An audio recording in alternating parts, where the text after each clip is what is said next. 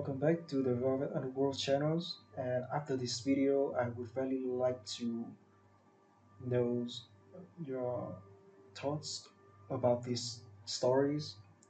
Feel free to share it under the comment sections and where you come from so that we could connect to each other better through this channel. Thank you. She thought hiding her scars would keep her safe. She was wrong. When Avery Bennett catches the eye of Manhattan's most dangerous man at her best friend's wedding, her carefully constructed invisible life shatters in a single glance. Dominic Russo doesn't just see her, he claims her. And in his world of power, violence, and impossible choices, love isn't a refuge. It's a weapon. Now Avery must decide. Stay hidden and survive, or step into the light and risk everything she spent 8 years protecting. If you're ready for a story about scars, secrets, and second chances, stay until the end. Hit that like button and comment your city so I can see how far this story travels. The scar ran from Avery Bennett's left temple to her jawline, a jagged reminder of the night that split her life into, before and after. 8 years ago, she'd been fearless. 21, art school student, weekend rock climber, the kind of girl who wore bright red lipstick to grocery stores just because she could. Then came the car accident on the FDR Drive. The drunk driver who ran the red light. The glass that carved through her face like a signature she never asked for. The physical healing took 6 months. The other kind never quite finished. Now at 29, Avery Bennett had perfected the art of disappearing. She wore her dark hair long and loose, always swept forward over the left side of her face. She favored high-collared blouses and strategic scarves. She'd built a small life that required minimal human contact. A flower shop in a quiet Brooklyn neighborhood, a rent-controlled apartment she shared with her younger sister, and a carefully curated circle of exactly 3 people who'd known her before the accident. One of those people was getting married today. The ceremony was held at the plaza, because of course it was. Chelsea Morningstar, now Chelsea Whitmore, had never done anything by halves. The ballroom glittered with enough crystal chandeliers to illuminate a small city. White roses cascaded from every available surface. The guest list read like a Fortune 500 directory. Avery sat in the back row, as planned. She'd arrived late, as planned. She'd positioned herself near the side exit, as planned. Everything according to plan, because plans kept you safe. Chelsea looked radiant in silk and diamonds. Her blonde hair swept into an elegant updo that probably cost more than Avery's monthly rent. Her groom, Harrison Whitmore III, stood at the altar in a custom tuxedo, looking every inch the investment banker heir he was. They were perfect together, magazine cover perfect, the kind of couple that made other people believe in fairy tales. Avery was happy for her friend, genuinely, deeply happy. Chelsea had been there during the worst of it, sitting in hospital rooms, holding Avery's hand through surgeries, never once flinching at the raw, angry wounds that had replaced the face Avery used to know. So when the officiant asked that ancient question, "Does anyone object to this union?" and the room fell into expectant silence, Avery felt tears slip down her cheeks. Happy tears. Grateful tears. The kind that came when you watched someone you loved step into their forever, while you remained firmly planted in your carefully controlled present. She didn't notice him watching. Didn't notice the man in the third row, 3 seats from the aisle, who hadn't looked at the bride once since the ceremony began. Dominic Russo had been watching Avery Bennett from the moment she slipped into the back row, late and lovely and trying so desperately to be invisible. He noticed everything about her. The way she held her body, shoulders curved inward, making herself smaller. The curtain of dark hair that fell across the left side of her face repositioned every few minutes with an unconscious gesture that spoke of long habit. The simple navy dress that was elegant but unremarkable, designed to help her blend into backgrounds. But it was her hands that caught his attention first. Florist's hands, he thought. The nails were short and practical, but her fingers moved with particular grace, the kind that came from working with delicate things. There was a small cut on her thumb, recently healed. A thorn prick, probably. She was trying to hide. That much was obvious. Dominic made his living reading people, their tells, their fears, their weaknesses. In his world, information was currency and observation was survival. He could catalog a room in 30 seconds, identify threats in 15, decide who lived or died in less than 10. He'd been doing it since he was 17, when his father's murder had thrust him into leadership of the Russo organization years before he was ready. Now, at 35, he ran the most powerful criminal enterprise in New York with the kind of calculated precision that made other men respect him and fear him in equal measure. He didn't attend society weddings. He attended business meetings disguised as society weddings. Harrison Whitmore's father, Harrison Jr., had borrowed money from Russo interests 5 years ago to cover some unfortunate gambling debts. The debt had been paid, but the connection remained. Today was about maintaining that connection, about being seen in the right places with the right people, about the careful theater of legitimacy that kept men like Dominic out of courtrooms and off of front pages. He should have been watching the bride's family section, cataloging which relatives might be useful for future ventures. He should have been monitoring the security detail he'd noticed stationed discreetly around the perimeter, professional, but not quite professional enough to be federal. Instead, he watched the girl in the back row cry. There was something about the tears that arrested him. They fell silently, quickly brushed away with those graceful fingers. No dramatic sobbing, no theatrical emotion. Just quiet tears that she clearly wished she wasn't shedding, falling for reasons he suddenly wanted very much to understand. The ceremony ended. The bride and groom kissed. The room erupted in applause. The girl in the back row stood immediately, already moving toward the exit. "Boss?" The voice came from Dominic's right. Marcus, his head of security, 6'4" of barely contained violence in an expertly tailored suit. "Reception's in the terrace ballroom. Senator Castellanos here. You wanted an introduction." "Later," Dominic said, his eyes still tracking the dark-haired woman as she slipped through the side door. Marcus followed his gaze. "Problem?" "Information. Who is she?" "Give me 3 minutes." Marcus moved away, phone already to his ear. Dominic made his way through the crowd, accepting congratulations he had no business receiving, shaking hands he'd rather break, smiling the smile that his mother used to say could charm or threaten depending on what the situation required. By the time he reached the terrace, Marcus had returned. "Avery Bennett, 29, childhood friend of the bride. Owns a flower shop in Brooklyn. Bloom and Thistle, modest operation, good reputation. Lives in Park Slope with her younger sister Emily, 24, law student at Columbia. Parents deceased, mother 8 years ago, father 3 years ago. No criminal record, not even a parking ticket. No social media presence. No romantic relationships on record." Dominic processed the information quickly. "The flowers for this wedding?" "Contracted through Elegance and Bloom, the bride's preferred vendor. But according to the wedding planner I just spoke with, the bride insisted her childhood friend personally design the bridal bouquet and the centerpieces for the family tables. So she had talent, connections, and she was deliberately keeping herself small." 8 years ago, Dominic said. "What happened 8 years ago?" Marcus was already pulling it up. "Car accident on the FDR. Drunk driver, T-bone collision, mother killed instantly. Avery Bennett sustained significant facial injuries, multiple surgeries. The other driver served 18 months. Understanding clicked into place. The hair, the positioning, the invisibility.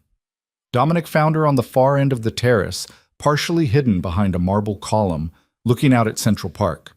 The reception was in full swing inside. Champagne flowing, orchestra playing, the beautiful people doing what beautiful people did. Out here, the late afternoon sun turned the park into copper and gold. The air still held the last warmth of September. She stood with her arms wrapped around herself, despite the warmth, still trying to be small. He approached slowly, deliberately making noise so he wouldn't startle her. "The centerpieces are exceptional," he said, stopping a respectful distance away. "Particularly the way you incorporated autumn branches with the roses. Most people would have gone predictable. You went bold." She turned, and he got his first clear look at her face. The scar was significant, a pale line that pulled slightly at the corner of her left eye, traveled down her cheek, and ended at her jaw. The surgeons had done good work, but some things couldn't be fully erased. What struck him wasn't the scar. It was everything else. She had the kind of face that stayed with you, dark eyes that held intelligence and wariness in equal measure, sharp cheekbones, a mouth that looked like it might know how to smile even if it wasn't smiling now. She was beautiful in a way that had nothing to do with symmetry and everything to do with presence. "Thank you," she said, her voice quiet but steady. I didn't realize anyone noticed. I noticed things, Dominic said. It's a professional hazard. What profession is that? Complicated. A ghost of something, amusement maybe, crossed her face. That's not an answer. No, he agreed. It's not. They stood in silence for a moment. Inside, someone laughed too loudly. The orchestra shifted into something classical and forgettable. You're Dominic Russo, she said finally. It wasn't a question. You know who I am?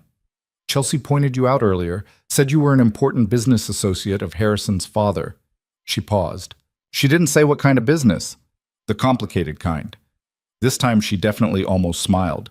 You use that word a lot. It's accurate a lot. Another silence, but this one felt different, less careful. I should go back inside, Avery said, but she didn't move. Should you? Dominic asked. Or do you want to? Those aren't always the same thing. No, he said. They're not. She looked at him then, really looked at him, and Dominic had the strange sensation of being catalogued the way he catalogued others. Being read, being seen. Most people looked at Dominic Russo and saw power, money, danger, the sharp suit and sharper eyes, the controlled violence that hummed beneath his surface like electricity through a wire. This woman looked at him and saw something else. He wasn't sure what, but he wanted to know. Why did you cry? He asked. The question surprised them both. I'm sorry? During the ceremony. You cried. Why? Color touched her cheeks. That's a strange question to ask a stranger. We're not strangers, Dominic said. We're two people hiding on a terrace while a party happens without us. That makes us something. She studied him for a long moment, then quietly. I cried because Chelsea was so happy. Because she deserves to be happy. Because watching someone you love step into their forever when you... She stopped, shook her head. Never mind, it doesn't matter. When you what? When you're still trying to figure out your right now, she finished. Dominic understood that better than she knew. His entire life was built on control because chaos had taken everything once. The night his father died, the night he watched his uncle betray the family and put a bullet in the man who'd raised him, that night had taught him that the only way to survive was to never let the universe call the shots again. Control the chaos, or the chaos controls you. Chelsea's lucky to have a friend who loves her that much, he said. I'm the lucky one, Avery replied. She stayed when most people left. The scar, Dominic thought. She was talking about the scar and whatever came after. People are idiots, he said. She did smile then, small but real. Sometimes, yeah. The terrace doors opened and Chelsea herself emerged, champagne flute in hand, looking every inch the radiant bride. There you are, she swept toward Avery, her dress a cloud of silk and tulle. I've been looking everywhere for you. You disappeared. Just needed some air, Avery said, already repositioning her hair, already shrinking back into herself. Chelsea noticed Dominic and her expression shifted into something more polished. Mr. Russo, I hope you're enjoying the celebration. It's beautiful, Dominic said smoothly. Your friend has exceptional talent. Doesn't she? Chelsea beamed, linking her arm through Avery's. Ave designed all the flowers herself. She wouldn't let anyone else touch the important pieces. I'm not surprised, Dominic said, keeping his eyes on Avery. Clearly she brings that kind of care to things that matter. Avery's cheeks colored again, but before she could respond, Harrison appeared, accompanied by an older couple Dominic recognized immediately, Senator and Mrs. Castellano. The next 30 minutes dissolved into the practiced choreography of high society networking. Introductions, small talk, the careful dance of power and influence. Dominic played his part perfectly. The successful businessman with interests in real estate and import/export. Nothing to see here, nothing questionable. But he tracked Avery in his peripheral vision, watched as she slowly detached herself from the group, as she made her quiet excuses, as she prepared to disappear again. Not yet, he thought. When she finally slipped away, heading back inside, Dominic excused himself with the smooth efficiency of someone who'd spent a lifetime ending conversations on his own terms. He found her near the coat check, already collecting a simple black jacket. Leaving early? He asked. She startled slightly, then recovered. The important part's over. Chelsea and Harrison are busy with family. I'll see them when they get back from the honeymoon. You're avoiding the party. Oh, I'm avoiding the crowd, she corrected. There's a difference. Not much of one. She pulled on her jacket, worn leather, well cared for but old. Mr. Russo. Dominic. Dominic, she said, testing the name like she wasn't sure she had permission to use it. Why are you following me? It was a fair question. He should let her go. Should return to the reception and the senator and the careful maintenance of his legitimate facade. Instead, he said, have dinner with me. What? Dinner? Tomorrow night. Somewhere quiet. Good food, better wine, no crowds. She stared at him like he'd just suggested they rob a bank. I don't even know you. That's why people have dinner, to get to know each other. I don't... She stopped, struggling for words. I don't do this.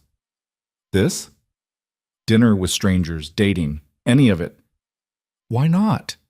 The question clearly caught her off guard. She gestured vaguely at herself, at the scar, at the universe. I think that's obvious. It's not obvious to me, Dominic said. What I see is a talented, intelligent woman who designed half this wedding, who makes her best friend cry happy tears, who said something earlier about trying to figure out her right now. I'd like to have dinner with her. What's obvious about saying no to that? Avery opened her mouth, closed it, looked at him like he'd just spoken a language she didn't understand. I need to go, she said finally. That's not an answer. It's the only answer I have right now. She turned and walked toward the elevators. Her shoulders curved inward again, making herself small. Dominic let her go, but he memorized everything. The way she moved, the almost smile, the intelligence in those dark eyes. Bloom and Thistle, Marcus had said. Brooklyn. Tomorrow was Sunday. Flower shops did good business on Sundays. Marcus appeared at his shoulder. Problem? No, Dominic said, still watching the elevator doors close. Possibility. Boss, you want me to look into her more thoroughly? No, I'll handle this myself. Marcus knew better than to argue when Dominic used that tone. The Castellano introduction went well. He's interested in discussing the waterfront development project. Business, territory, the carefully orchestrated empire that demanded his attention every waking hour. But for the first time in longer than he could remember, Dominic found himself thinking about something, someone else. Sunday morning came wrapped in the kind of perfect September weather that made New Yorkers forget they lived in a concrete jungle. Clear skies, warm sun, air that smelled like possibility. Avery opened Bloom and Thistle at 7 a.m., same as always. Sundays were busy, bouquets for brunches, apology flowers for Saturday night mistakes, arrangements for family dinners and first dates, and all the small moments that people marked with blooms. She loved her shop, loved the smell of fresh flowers and earth, the riot of colors that greeted her every morning, the quiet satisfaction of creating something beautiful from stems and petals and careful attention. The shop itself was small but perfectly formed, a corner location in Park Slope with big windows that let in good light. She'd painted the walls a soft cream, installed reclaimed wood shelving, and filled every available surface with flowers. Roses and lilies, sunflowers and orchids, seasonal branches and exotic imports. It was her sanctuary, her safe place, the one thing in her life that was entirely, completely hers. She was rearranging the window display when the door chimed. We're open, she called, not looking up from the sunflowers she was positioning. Good to know. That voice. Smooth, controlled, unmistakable. Avery turned so fast she nearly knocked over a vase. Dominic Russo stood in her doorway, looking utterly out of place and completely at ease. He wore dark jeans and a black sweater, expensive but casual, his hair slightly mussed like he'd actually run his fingers through it instead of letting some stylist perfect it. He looked less like a businessman and more like trouble. What are you doing here? The question came out sharper than she intended. Buying flowers, he said, closing the door behind him. That's what one does in a flower shop, isn't it? How did you find me? You told Chelsea you owned Bloom and Thistle. She told me where it was. He moved further into the shop, examining the displays with what looked like genuine interest. This is impressive. How long have you been in business? 5 years. And Chelsea wouldn't just tell you where my shop was. She did when I told her I wanted to send you flowers as a thank you for the wedding arrangements. He picked up a perfect white rose, examining it closely. I wasn't lying. The arrangements were exceptional. You should be proud. Avery felt her carefully constructed composure cracking. Mr. Russo, Dominic. Dominic, I appreciate the compliment, but you didn't come here to buy flowers. No, he agreed, setting down the rose with surprising care. I came to convince you to have dinner with me. I already said no. You said you needed to go. That's different than no. It was meant as no. Was it? He moved closer, and Avery fought the urge to step back, because what I heard was a woman who spent a long time telling herself she doesn't deserve nice things, saying no to something nice before anyone could say no to her first. The accuracy of that statement hit her like a physical blow. You don't know me, she said. No, but I'd like to. That's why people have dinner together. He paused. Unless you're actually not interested, in which case I'll apologize for bothering you and leave. But I don't think that's what this is. What do you think this is? Fear, he said simply. You're afraid. Of you? Of what I represent. Of stepping outside your carefully controlled world. Of being seen. Avery felt her throat tighten.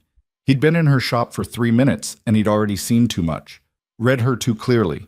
Pulled apart her defenses with the casual precision of someone who made a living understanding people. I should get back to work, she said, her voice not quite steady. What are you afraid will happen? Dominic asked, his voice gentler now. Worst case scenario. We have dinner, we don't connect, we both move on with our lives. Best case scenario, you have a good meal and interesting conversation with someone who finds you fascinating. Why? The question burst out before she could stop it. Why me? You could have dinner with anyone. You could... She gestured at herself, at her hidden face, at her small shop and smaller life. Why would you want to have dinner with me? Dominic looked at her for a long moment. Then he said something she didn't expect. 8 years ago, I watched my father die. Someone I trusted put a gun to his head and pulled the trigger while I was forced to watch. I was 17. In one night, I went from being a kid with a future to being the head of an organization I wasn't ready to lead, surrounded by people who wanted me dead or wanted to use me. Avery froze, the confession hanging between them like something fragile. I survived by learning control, Dominic continued, by making myself untouchable, by never letting anyone see weakness or uncertainty. I built walls so high that I forgot what it felt like to want something just because I wanted it, not because it served some strategic purpose. He took a step closer. Then yesterday, I watched you cry at a wedding. Really cry. Not performance tears, but real ones. And I watched you try to hide them, try to hide yourself, try to take up as little space as possible. And something in me recognized something in you. Two people who've spent a long time building walls, standing on opposite sides of a terrace. Avery couldn't breathe, couldn't look away. So why you? Dominic said. Because for the first time in 8 years, I saw someone and thought about something other than control and strategy and survival. I thought about possibility, and I'd like to explore that if you'll let me. The shop fell into silence. Outside, Brooklyn hummed with Sunday morning life.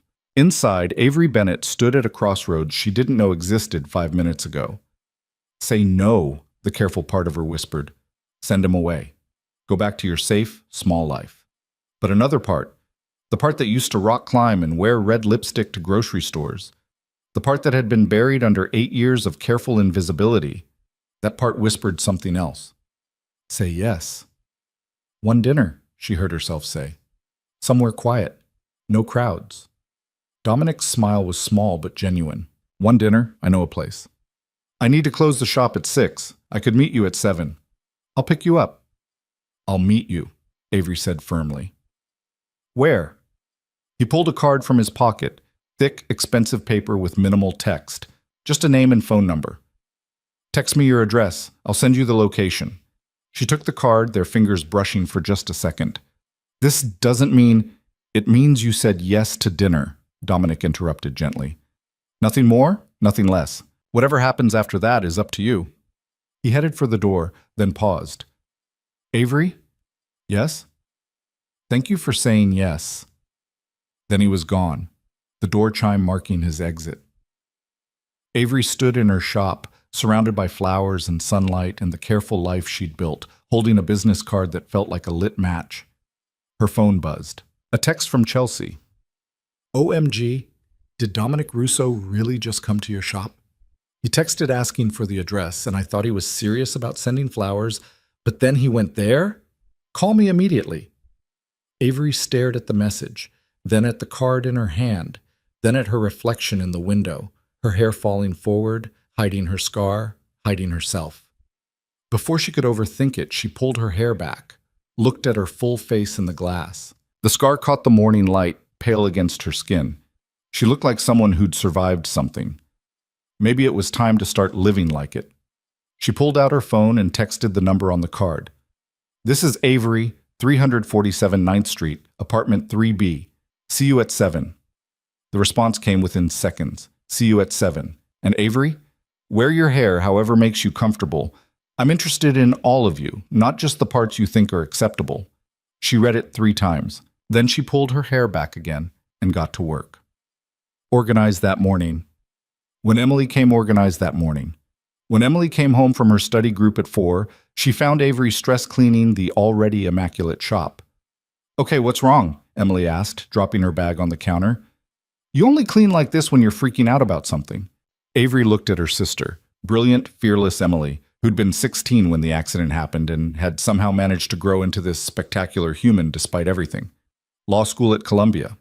Top of her class. The future burning bright in front of her. I have a date, Avery said. Emily's eyes went wide. I'm sorry, what? A date, tonight, at 7. A date? You, tonight. Emily processed this like it was a complex legal argument. With who? Dominic Russo. The guy from the wedding? The one Chelsea said was, and I quote, extremely powerful and probably dangerous, but in a hot way. That's the one. Av. Emily came around the counter, took her sister's hands. Are you sure about this? No, not even a little bit. But I said yes anyway. Why? It was the same question Avery had been asking herself all day. Why say yes to a man she didn't know, who clearly operated in a world she didn't understand, who looked at her like he could see through every defense she'd built? Because I'm tired, she said finally. I'm tired of hiding. I'm tired of making myself small. I'm tired of letting what happened 8 years ago dictate what happens for the next 8. Emily squeezed her hands. Then fuck yes, go on this date. Wear something gorgeous, let him pay for expensive wine, and remember that you're a catch. Scar or no scar, you're brilliant and talented and beautiful. I'm not done. You've spent 8 years taking care of me, building this business, being there for everyone else. It's your turn. So go, have dinner, let someone see you, actually see you. Avery felt tears sting her eyes. What if he's lucky enough to get to know you? Emily finished. Ave, you can't control what other people think or feel. You can only control what you do. So do this. Be brave for 2 hours. See what happens. At 6:30, Avery stood in front of her bathroom mirror, second-guessing everything. The dress was simple, dark green, fitted but not tight, hitting just above the knee. Emily had insisted she borrow heels. Her makeup was subtle, just enough to feel polished. And her hair, she'd tried it down, the familiar curtain hiding the left side of her face. Safe, comfortable, invisible. Then she thought about Dominic's text. I'm interested in all of you. She pulled her hair back into a low bun, leaving her face fully visible. The scar caught the bathroom light, a pale reminder of everything that had changed and everything she'd survived. You look beautiful, Emily said from the doorway. I look terrified. You look brave. There's a difference. At 6:55, Avery's phone buzzed. I'm outside. No rush. She grabbed her small clutch, checked her appearance one more time, and headed downstairs before she could change her mind. Dominic stood beside a sleek black car, and Avery felt her breath catch. He wore a charcoal suit, no tie, looking every inch the powerful man Chelsea had warned her about. But when he saw her, his expression shifted into something softer. You look beautiful, he said. Thank you. She gestured at the car. This is subtle. He smiled. Would you prefer I'd taken the subway? Honestly, kind of. Next time, he said, opening the door for her. Tonight, let me do this properly. The restaurant was in Tribeca, the kind of place that didn't advertise because it didn't need to. Intimate lighting, private booze, a wine list that probably cost more than Avery's monthly rent. The host greeted Dominic by name and led them to a corner booth with a view of the city lights. You come here often, Avery observed as they sat. When I want to have a conversation without being interrupted, Dominic said. The owner is discreet. Is that code for something? It's code for he values privacy, and I value that quality. The waiter appeared with a bottle of wine, something Italian that Dominic must have ordered ahead of time. He poured 2 glasses and disappeared. To possibilities, Dominic said, raising his glass. Avery touched her glass to his. To not running away immediately. That's a low bar. It's where I'm starting. They ordered, Dominic something with lamb, Avery wild salmon, and then the real conversation began. Tell me about your shop, Dominic said. How did you end up in flowers? So she told him. About art school, about the accident, about the long recovery and longer rebuilding, about how flowers had been the first beautiful thing she'd been able to look at after the surgeries, how their temporary nature had made sense when everything felt temporary and broken. My mom used to garden, she said. Nothing fancy, just a small plot behind our house in Connecticut. She'd drag me out there every spring to plant bulbs. I hated it then. Dirt under my fingernails, bugs, the sun making me sweat. After she died, I couldn't stand to see flowers. They reminded me of everything I'd lost. What changed? Time, I guess, and Chelsea. She sent me a single sunflower every week for a year. Just one. With a note that said, still here, still love you. After about 6 months, I started keeping them in water instead of throwing them away. After a year, I started going to the flower market. Eventually, I couldn't imagine doing anything else. Dominic listened like every word mattered. Like he was filing away details not for advantage, but because he genuinely wanted to understand. Your turn, Avery said. Tell me about your complicated business. His expression shifted, not closed exactly, but more careful. What do you want to know? The truth. Chelsea said you're connected, that your business dealings are not entirely above board. Is that accurate? Yes. The simple honesty surprised her. You're just going to admit it? You asked for truth. I'm not going to insult you with comfortable lies. So you're what? Mafia? Organized crime? Those are loaded terms. What I am is the head of an organization that my family has run for 3 generations. We handle certain business interests that operate in gray areas: import, export, territory management, protection services. That's a very corporate way of saying you break laws. Yes. Avery should have been afraid, should have grabbed her purse and walked out. Instead, she asked, Do you hurt people? Dominic considered the question seriously. I try not to, but I won't lie to you. My world involves violence sometimes. I've done things I'm not proud of to protect my people and my interests. I've made choices that haunt me, but I follow a code. I don't traffic in drugs or people. I don't prey on the vulnerable, and I try very hard to keep collateral damage to an absolute minimum. That's still morally questionable, he finished. Yes, I'm not asking you to approve of what I do, Avery. I'm just being honest about who I am. The food arrived, giving her time to process. They ate in silence for a few minutes, and Avery tried to reconcile the man across from her with the confession he'd just made. Finally, she said, Why tell me all this? Why not just keep up the successful businessman facade? Because I don't want to lie to you, too, and because if this, he gestured between them, is going to be anything, it needs to start with honesty. What is this? I don't know yet, but I'd like to find out. They talked for 2 hours.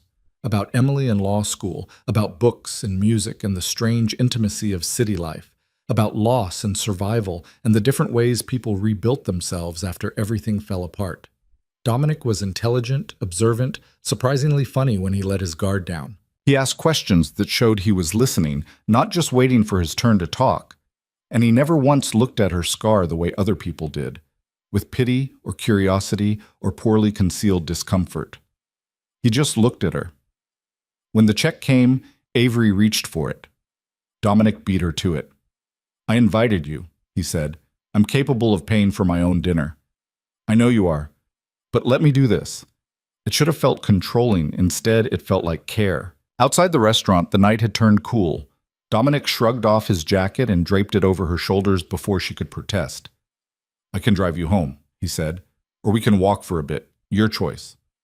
Avery looked at the city lights, at the man beside her, at the possibility hanging in the air between them. Walk, she said. They walked through Tribeca, past expensive lofts and late-night cafes. They didn't talk much, just existed in the same space, finding a rhythm that felt surprisingly natural. When they finally reached his car, Dominic turned to her. I had a good time tonight, he said. So did I, against my better judgment. He smiled. Can I see you again? I don't know. This is a lot to process. Take your time, process, think, decide what you want. He pulled out his phone. But I'm going to text you tomorrow anyway. You can choose whether to respond. Persistent. When I see something worth pursuing, I don't give up easily. He drove her home, walking her to her building entrance, even though she insisted it wasn't necessary. Thank you, Avery said at the door. For dinner, for honesty, for not running when I asked difficult questions. Thank you for saying yes, for taking a chance on possibility. He didn't try to kiss her, just waited until she was safely inside before returning to his car. Upstairs, Emily was waiting with ice cream and interrogation. So? She demanded. How was it? What's he like? Are you seeing him again? Did he kiss you? Avery collapsed onto the couch, still wearing his jacket, trying to sort through the whirlwind of the evening. It was good, she said finally. Confusing and honest and good. But he's dangerous, Em. Not like violent dangerous. Well, maybe that too. But dangerous to the careful life I've built. He sees too much. Asks too many questions. Makes me want things I've convinced myself I don't need. Maybe you do need them, Emily said gently. Maybe you deserve them. That night, alone in her room, Avery looked at herself in the mirror. At the scar that had defined her for 8 years. At the face she'd spent so long hiding. She thought about Dominic's words. I'm interested in all of you, not just the parts you think are acceptable. Her phone buzzed. A text. Made it home. Thank you again for tonight. Sleep well, Avery. She stared at the message for a long time. Then she typed, Thank you for seeing me. His response came immediately. Hard not to. You're exceptionally worth seeing. Avery fell asleep wearing his jacket, a small smile on her face, and for the first time in 8 years, she dreamed about the future instead of the past. The text started the next morning. Nothing overwhelming, just a simple good morning at 8 a.m., followed by a photo of an espresso cup at 9 with the caption, Thinking about last night. Avery stared at her phone while arranging a bouquet for a regular customer, Mrs. Chen, who came in every Monday for fresh peonies. You're smiling at your phone, Mrs. Chen observed. That's new. Just a text from a friend, Avery said, feeling her cheeks warm. A friend who makes you smile like that is more than a friend, sweetheart. After Mrs. Chen left, Avery typed back, What part of last night? The response came within seconds, all of it, but especially the part where you said yes. Over the next week, the texts became a rhythm, morning greetings, photos of things that made him think of her, a sculpture in a park, the way light hit a building at sunset, a vintage botanical print he found in an antique shop, questions about her day, her work, the flowers she was designing. He didn't ask to see her again, didn't push, just maintained this steady, patient presence that both unsettled and comforted her. He's courting you, Chelsea said over lunch on Thursday. They sat at their usual spot, a small cafe near Avery's shop that made excellent sandwiches and minded their own business. That's an old-fashioned word. It's an old-fashioned approach. My grandmother would approve. Chelsea bit into her turkey club. Have you Googled him yet? No. Liar. Avery had in fact Googled him, had found surprisingly little. A few mentions in business journals, some photos from charity events, a carefully curated presence that revealed nothing substantial. The comment sections were more interesting, filled with speculation and rumor, but nothing concrete. What did Harrison's father say about him? Avery asked. Chelsea's expression shifted into something more serious. That Dominic Rousseau is extremely intelligent, extremely dangerous, and operates by a code that makes him more reliable than most legitimate businessmen. That if you have his respect, you have a powerful ally. And if you cross him, she didn't finish the sentence. That's not comforting. It wasn't meant to be. Ave, I love that you're putting yourself out there, but you need to go into this with your eyes open. Dominic's world isn't like ours. I know. Do you? Because from what Harrison says, the Russo organization controls half the import business on the East Coast, has connections that go all the way to... She stopped, lowered her voice. Just be careful. Please. That night, Dominic called. Not texted, actually called. His voice warmed through the phone. I'm breaking my rule, he said. What rule? The one where I give you space to decide what you want without pressure. Why break it now? Because there's an art exhibition opening tomorrow night at a gallery in Chelsea. Small, intimate, featuring a photographer who documents urban transformation. I think you'd appreciate it. Come with me. Avery hesitated. One dinner was easy to rationalize. This felt like something more. It's just art, Dominic said, reading her silence. No expectations. I'll pick you up at 7. We'll look at photographs. I'll take you home by 10. You can even bring Emily if you want a buffer. You're very good at this. At what? Making things sound reasonable when they're not. Is it unreasonable to want to spend time with you? No, but it's complicated. Avery, he said, his voice gentler. Everything worth having is complicated. The question is whether the complication is worth it. She closed her eyes, thought about the week of texts, the way he'd looked at her at dinner, the surprising ease of their conversation. 7 o'clock, she said, and I'm meeting you there. I'll text you the address. The gallery was in a converted warehouse, all exposed brick and industrial lighting.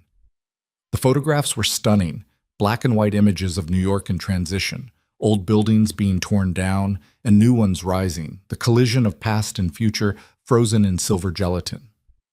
Dominic met her outside, dressed in dark jeans and a navy sweater that made his eyes look almost black. You came, he said, and she heard genuine pleasure in his voice. I said I would. You could have changed your mind. I almost did. 3 times. He smiled. What stopped you? Curiosity, and the fact that Emily threatened to drag me here herself if I bailed. They moved through the exhibition slowly, studying each photograph. Dominic had strong opinions, which compositions worked, which felt forced, how light and shadow created narrative. You know a lot about photography, Avery observed. My mother was a photographer before she married my father. She used to take me to galleries when I was a kid, teach me to really look at images, not just see them. His voice carried something wistful. She died when I was 15. Cancer. I'm sorry. It was a long time ago, but I still see the world the way she taught me to see it, always looking for the story behind the surface. They stopped in front of a particularly striking image, a demolition site at sunset, half a building gone, the remaining structure skeletal against an orange sky. That's what survival looks like, Avery said quietly. Something broken, but still standing. Dominic looked at her. Is that how you see yourself? Sometimes, don't you? No, he said. I see someone who rebuilt. There's a difference between surviving and thriving. You're doing both. But before she could respond, a voice cut through the gallery. Dominic Russo, didn't expect to see you appreciating art. A man approached. Late 40s, expensive suit, smile that didn't reach his eyes. 2 younger men flanked him, clearly security. Dominic's entire demeanor shifted. Not obviously, but Avery felt it, the way his body tensed, the way his expression smoothed into something unreadable. Vincent, Dominic said, his voice carefully neutral, enjoying the exhibition? Not particularly, but business brings me to this neighborhood. Vincent's eyes slid to Avery, assessing. Going to introduce me to your companion? No, Dominic said simply. Vincent's smile sharpened. That's interesting. Not like you to bring personal guests to public places. She must be special. Vincent? Dominic's voice dropped into something dangerous. Walk away. Just making conversation. No, you're making a point. You've made it. Now walk away before this becomes a problem neither of us wants. For a moment, tension crackled between them. Then Vincent laughed, an ugly sound, and stepped back. Enjoy your evening, he said, then walked away, his security following. Avery's heart hammered. Who was that? Someone I do business with occasionally, someone who likes to remind people he's observing them. He was threatening you. He was testing boundaries. There's a difference. Dominic took her arm gently. Come on, let's get out of here. Outside, the night air felt sharp and clean after the gallery's tension. I'm sorry, Dominic said. That shouldn't have happened. But it did.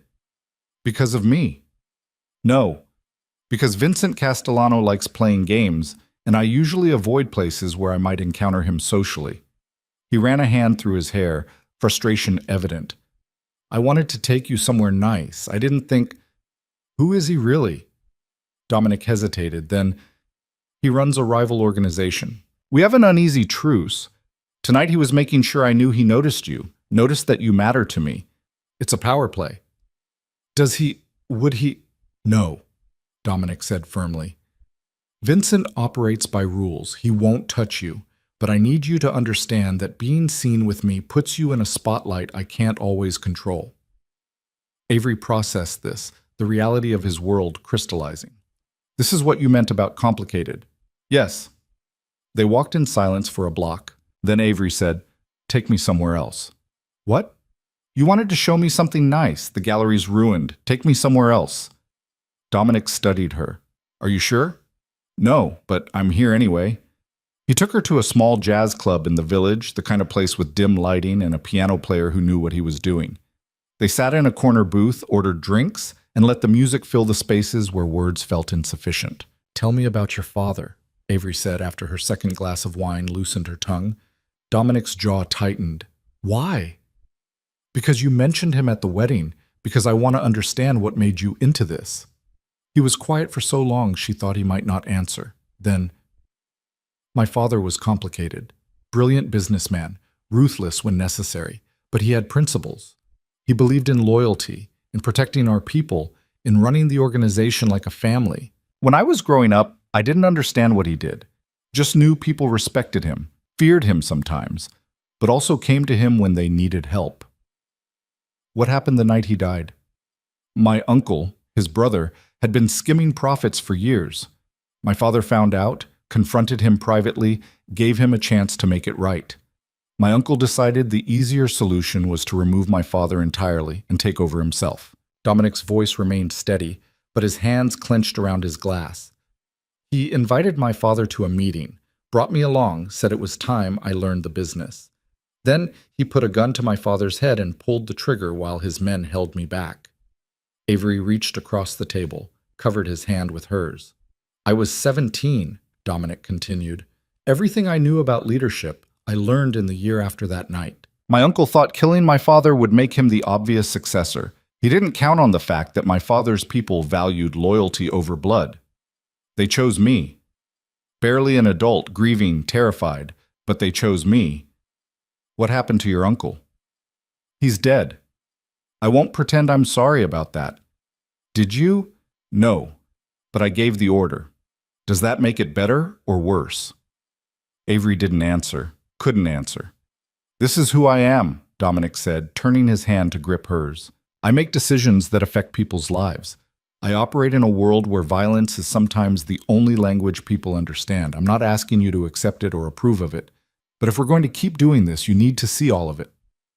I'm trying, Avery said. This is so far from anything I understand.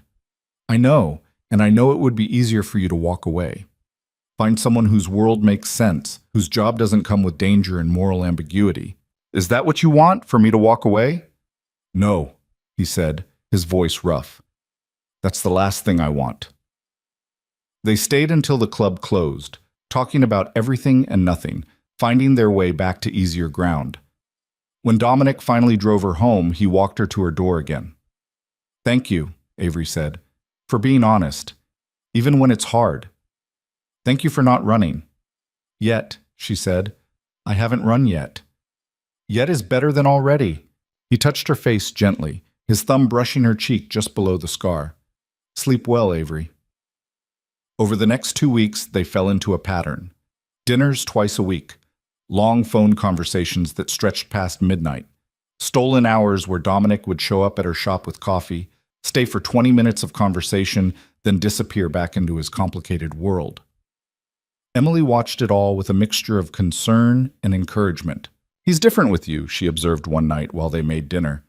Chelsea showed me photos from charity events where he's all cold businessman. With you, he smiles. Like actually smiles. That doesn't mean this is a good idea. No, but it means it's real. That counts for something. What Avery didn't tell Emily was how good it felt to be seen. To have someone remember that she preferred tea to coffee, that she loved old architecture, that thunderstorms made her anxious because they sounded like car crashes. Dominic noticed everything, remembered everything, treated her preferences like they mattered. But she also noticed other things. The way his phone buzzed constantly with messages he would glance at and ignore. The careful way he positioned himself in public spaces, always watching exits, always aware of surroundings. The night she saw a bruise on his knuckles that he brushed off as a disagreement that got physical.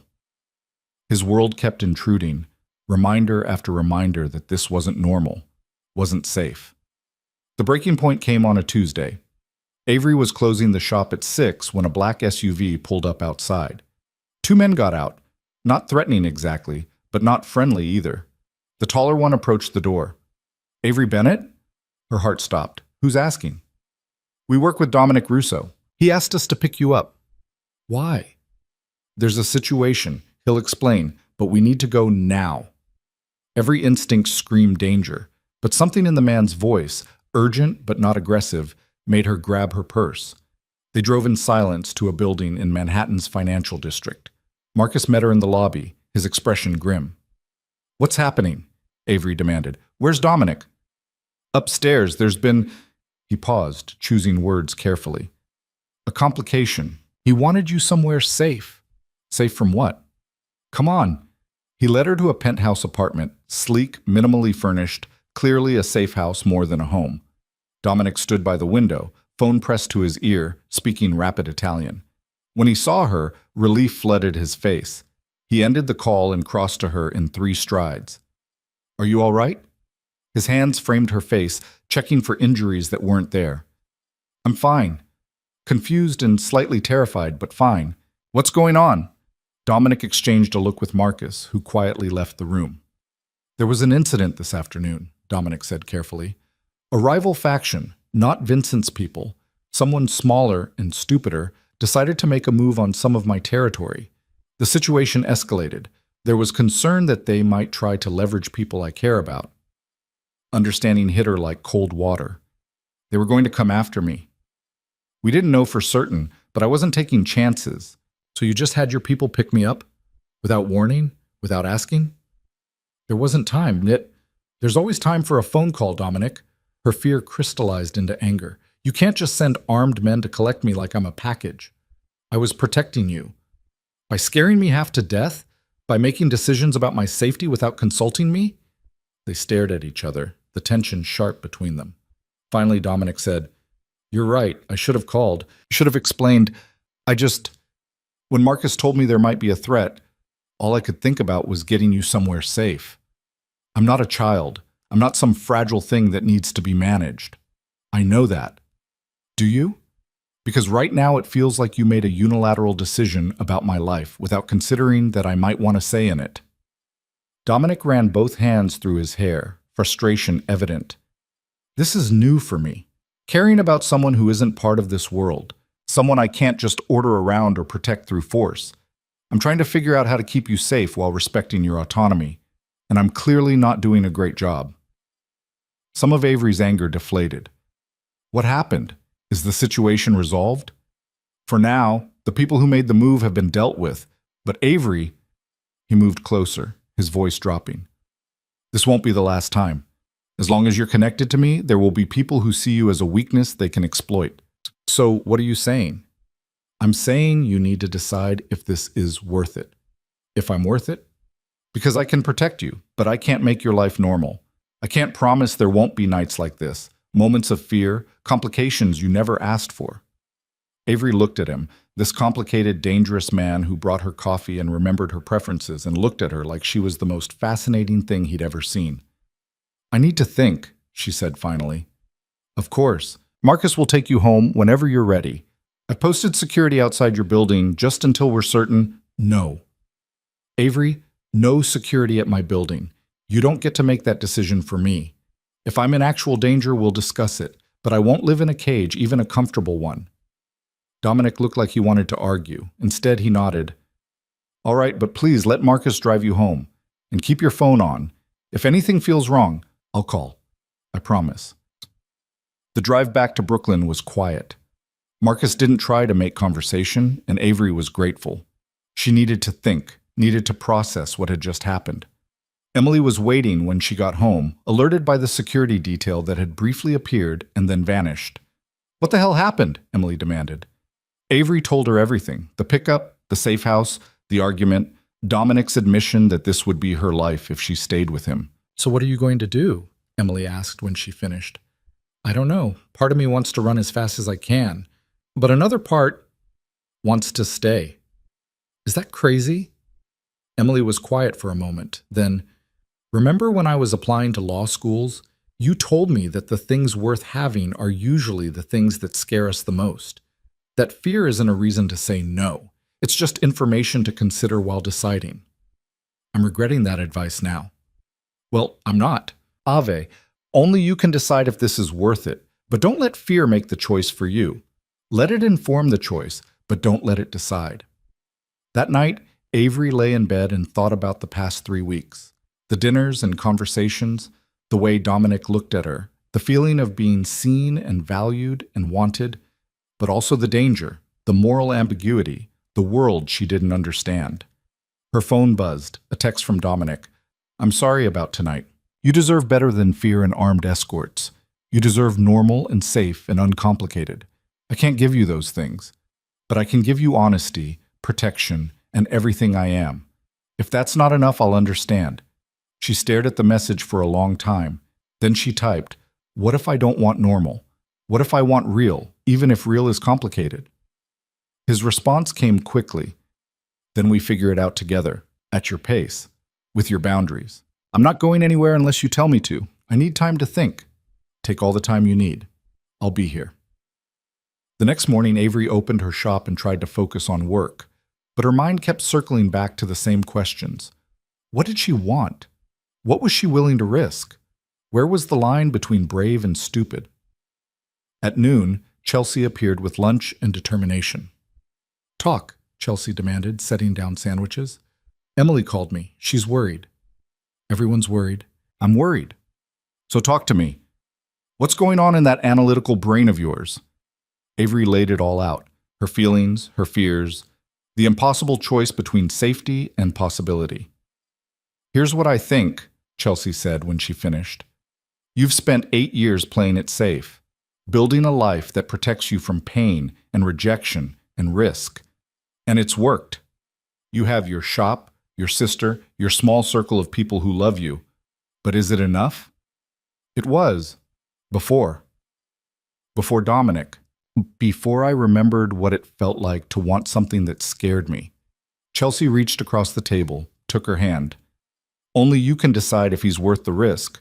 But Avie, you're allowed to choose something messy and complicated. You're allowed to want more than just safe. That afternoon, Avery made her decision.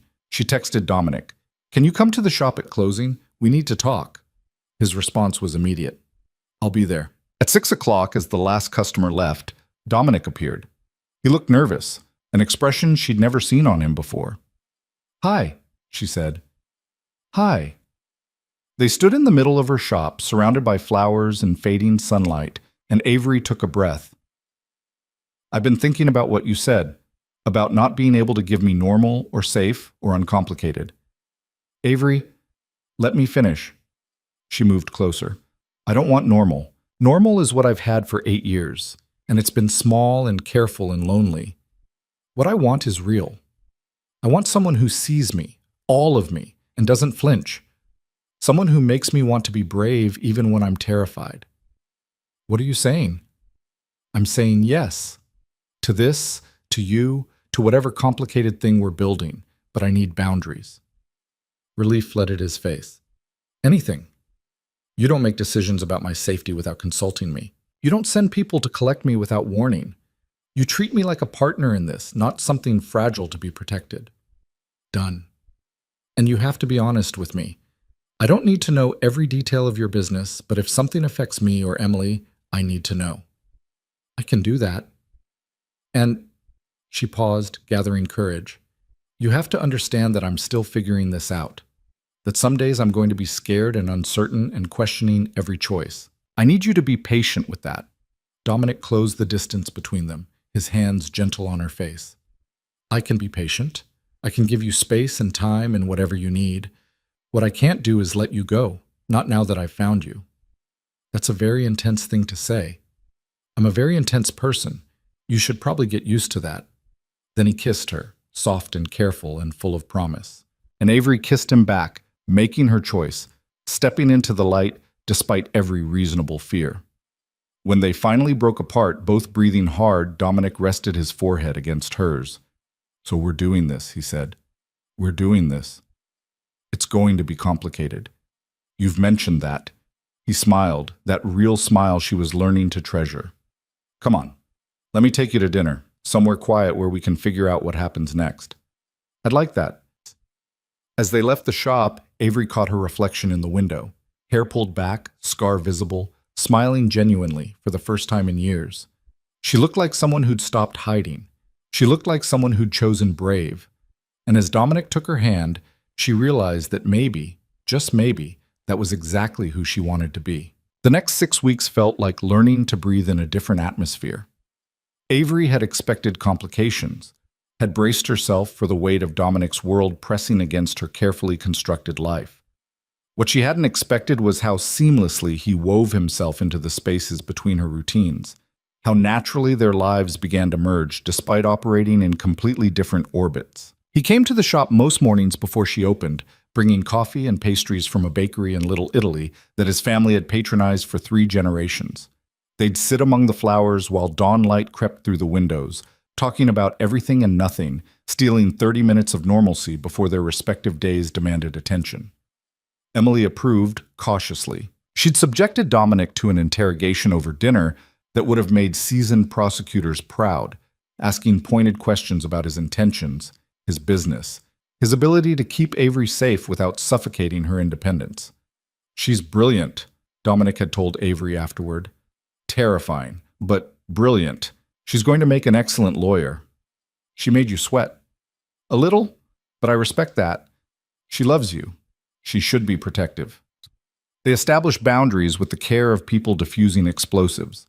Avery made it clear she wouldn't ask about the details of his business operations, didn't want to know about the gray and black areas where his organization functioned. Dominic promised to warn her about potential dangers without wrapping her in cotton wool, to treat her like an adult capable of assessing risk. It worked, mostly, until it didn't. The call came on a Wednesday afternoon in late October. Avery was designing centerpieces for a corporate event when her phone rang. Chelsea's number, but the voice on the other end was Harrison's, tight with panic. Avery, is Chelsea with you? No, I haven't seen her since lunch yesterday. Why? A pause, heavy with something that made Avery's stomach clench. She's missing. Left for a doctor's appointment this morning and never came home. Her phone's going straight to voicemail. I've called everyone we know and I don't know what to do. Have you called the police? They said it hasn't been long enough, that she's an adult who might have just lost track of time, but Avery, she wouldn't do that. Something's wrong. I can feel it. Avery's mind raced. I'm calling you back in 5 minutes. She ended the call and immediately dialed Dominic. He answered on the first ring. I need your help, she said without preamble. Chelsea's missing. Tell me everything. She relayed Harrison's information, heard Dominic's tone shift from warm to all business in seconds. Give me 10 minutes, he said. Don't do anything until I call you back. Dominic, 10 minutes, Avery. Trust me. 7 minutes later, her phone rang. She's in Manhattan, Dominic said without preamble. Marcus tracked her phone. It's off now, but the last ping was in Hell's Kitchen near 10th Avenue. That's not a doctor's office neighborhood. How did you... Never mind. What do we do? We? Nothing. I'm sending Marcus and a team to locate her. Dominic, She's my best friend. I'm not sitting this out. A heavy sigh. I knew you were going to say that. Fine. But you stay with me, you follow my instructions exactly, and if I tell you to leave, you leave. No arguments. Agreed. He picked her up 20 minutes later, Marcus driving while Dominic made rapid-fire calls in Italian, his voice clipped and commanding. Avery had never seen this version of him, the crime boss, the leader who people obeyed without question. It should have frightened her. Instead, she felt oddly reassured. Here's what we know, Dominic said, ending his last call. Chelsea's credit card was used at a pawn shop in Hell's Kitchen 2 hours ago. The shop owner remembers her, said she looked distressed, pawned her wedding ring and a diamond bracelet for cash. Avery's blood ran cold. Chelsea would never pawn her wedding ring, not voluntarily. That's what I thought. Marcus? Already there, boss. Shop owners being cooperative. They pulled up to a dingy storefront wedged between a laundromat and a bodega. Marcus stood outside with 2 other men and a nervous-looking man in his 50s who kept glancing at Marcus like he might be devoured. Mr. Chen, Dominic said, his voice perfectly polite and absolutely terrifying. Thank you for your cooperation. Tell us exactly what happened. Chen spoke rapidly, his hands shaking. The lady came in around 11, said she needed cash fast, no questions. She was crying, kept looking at her phone, pawned the ring and bracelet for $800, way under value, but she insisted. Then she left in a cab heading west. Did she say why she needed the cash? No, but she was scared. Really scared. Dominic pulled out his phone, showed Chen a photo. Was she with anyone? Did you see anyone following her? No, she was alone. But when she left, a black sedan pulled out after the cab. I noticed because it had been parked across the street for a while. License plate? Didn't see it. I'm sorry. Dominic handed him a card. If you remember anything else, call this number immediately. Back in the car, Avery's hands trembled. Someone took her. Someone's forcing her to get money. It looks that way, Dominic said grimly. He made another call, this one in English. I need traffic camera footage for the area around Chen's Pawn, 10th Avenue between 42nd and 45th, last 3 hours. Yes, now. I'll hold. You can just request traffic footage? Avery asked. I can request a lot of things. Within minutes, Dominic had an address, a storage facility on the west side where the cab had dropped Chelsea. He also had something else, information that made his jaw tighten and his eyes go cold. The sedan belongs to a small-time operator named Ricky Castellano, he said quietly. Castellano? Like Vincent? Vincent's nephew, stupid, reckless, always trying to prove himself to his uncle. Dominic's hands clenched. This is because of me. Because Vincent saw you at the gallery. Because he's sending a message. What kind of message? That he can reach the people I care about. That nowhere is safe. He looked at her, something raw in his expression. Avery, I'm sorry. This is exactly what I warned you about. We can deal with your guilt later, Avery said, her voice steadier than she felt. Right now, we find Chelsea. The storage facility was a hulking concrete building surrounded by chain-link fence. Marcus had already positioned men at key points, and when Dominic's car pulled up, he approached immediately. Unit 237, 3rd floor. 2 guards posted outside. We can take them quietly, but boss... He glanced at Avery. She shouldn't be here for this. I'm not leaving, Avery said before Dominic could speak.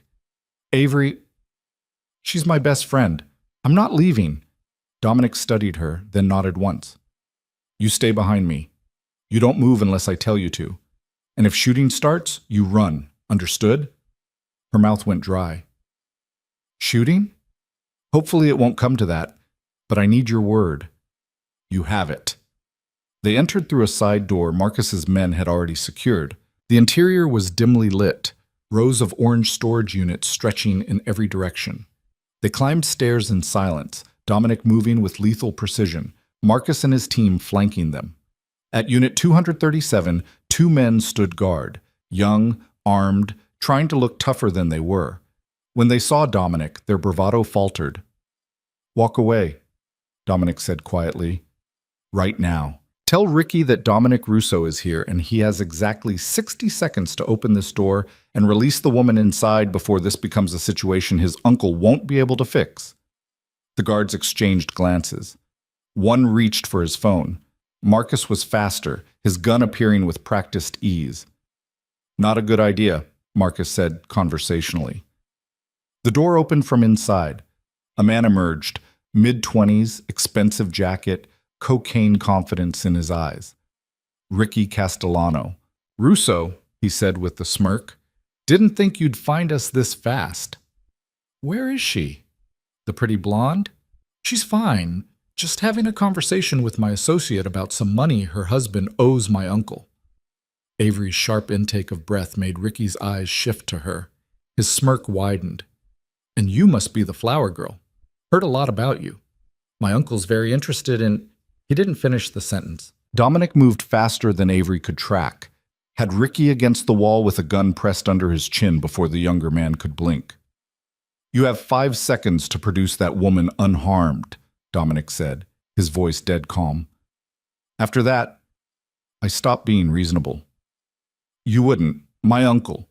Your uncle is going to be very disappointed when he hears his nephew started a war over nothing. 4 seconds. It's not nothing. Harrison Whitmore owes us $50,000 for 3 seconds. Ricky's confidence cracked. Fine. She's inside. She's fine. We just wanted the money. Dominic nodded to Marcus, who moved past them into the storage unit.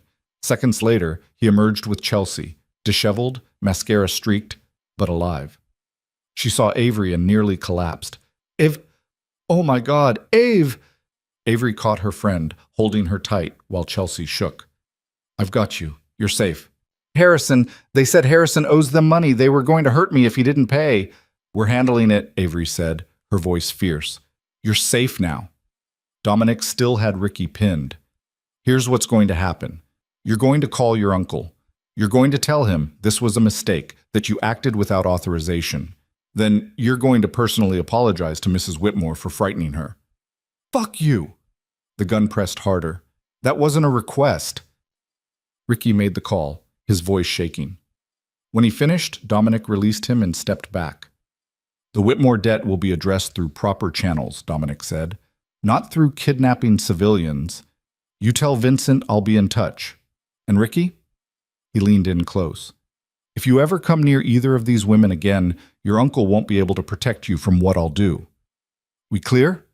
Ricky nodded frantically. Marcus escorted Chelsea and Avery out, while Dominic remained behind for what he called cleanup. In the car, Chelsea couldn't stop shaking. I didn't know, she said through tears. Harrison never told me about any debt. I thought he was doing well. I thought everything was fine. It's not your fault, Avery said firmly. None of this is your fault. They showed me photos of you, of Emily, of Harrison's parents. They said if we didn't cooperate... She broke off, sobbing. Cold rage flooded through Avery. She'd known Dominic's world was dangerous, but knowing abstractly and seeing her best friend terrified were entirely different things. By the time they reached Chelsea and Harrison's apartment, Harrison was pacing the living room like a caged animal. When he saw Chelsea, he pulled her into his arms, his own tears flowing. I'm sorry, he kept saying. I'm so sorry. I never meant for this to happen. Dominic arrived 20 minutes later, his expression unreadable. He accepted Harrison's frantic thanks with a curt nod, then asked to speak with him privately. In the study, with the door closed, Avery heard raised voices. Harrison's defensive, Dominic's controlled but firm. When they emerged 15 minutes later, Harrison looked pale and chastened. The debt is real, Dominic said to Avery and Chelsea. Harrison borrowed money to cover some investment losses 6 months ago. He's been paying it back, but he fell behind on the schedule. I thought I could catch up, Harrison said miserably. I had a deal coming through, but it fell apart, and suddenly I was 2 months behind and they started making threats. Why didn't you tell me? Chelsea demanded. I didn't want to worry you. I thought I could fix it myself. By letting them terrorize me? By putting my friends in danger?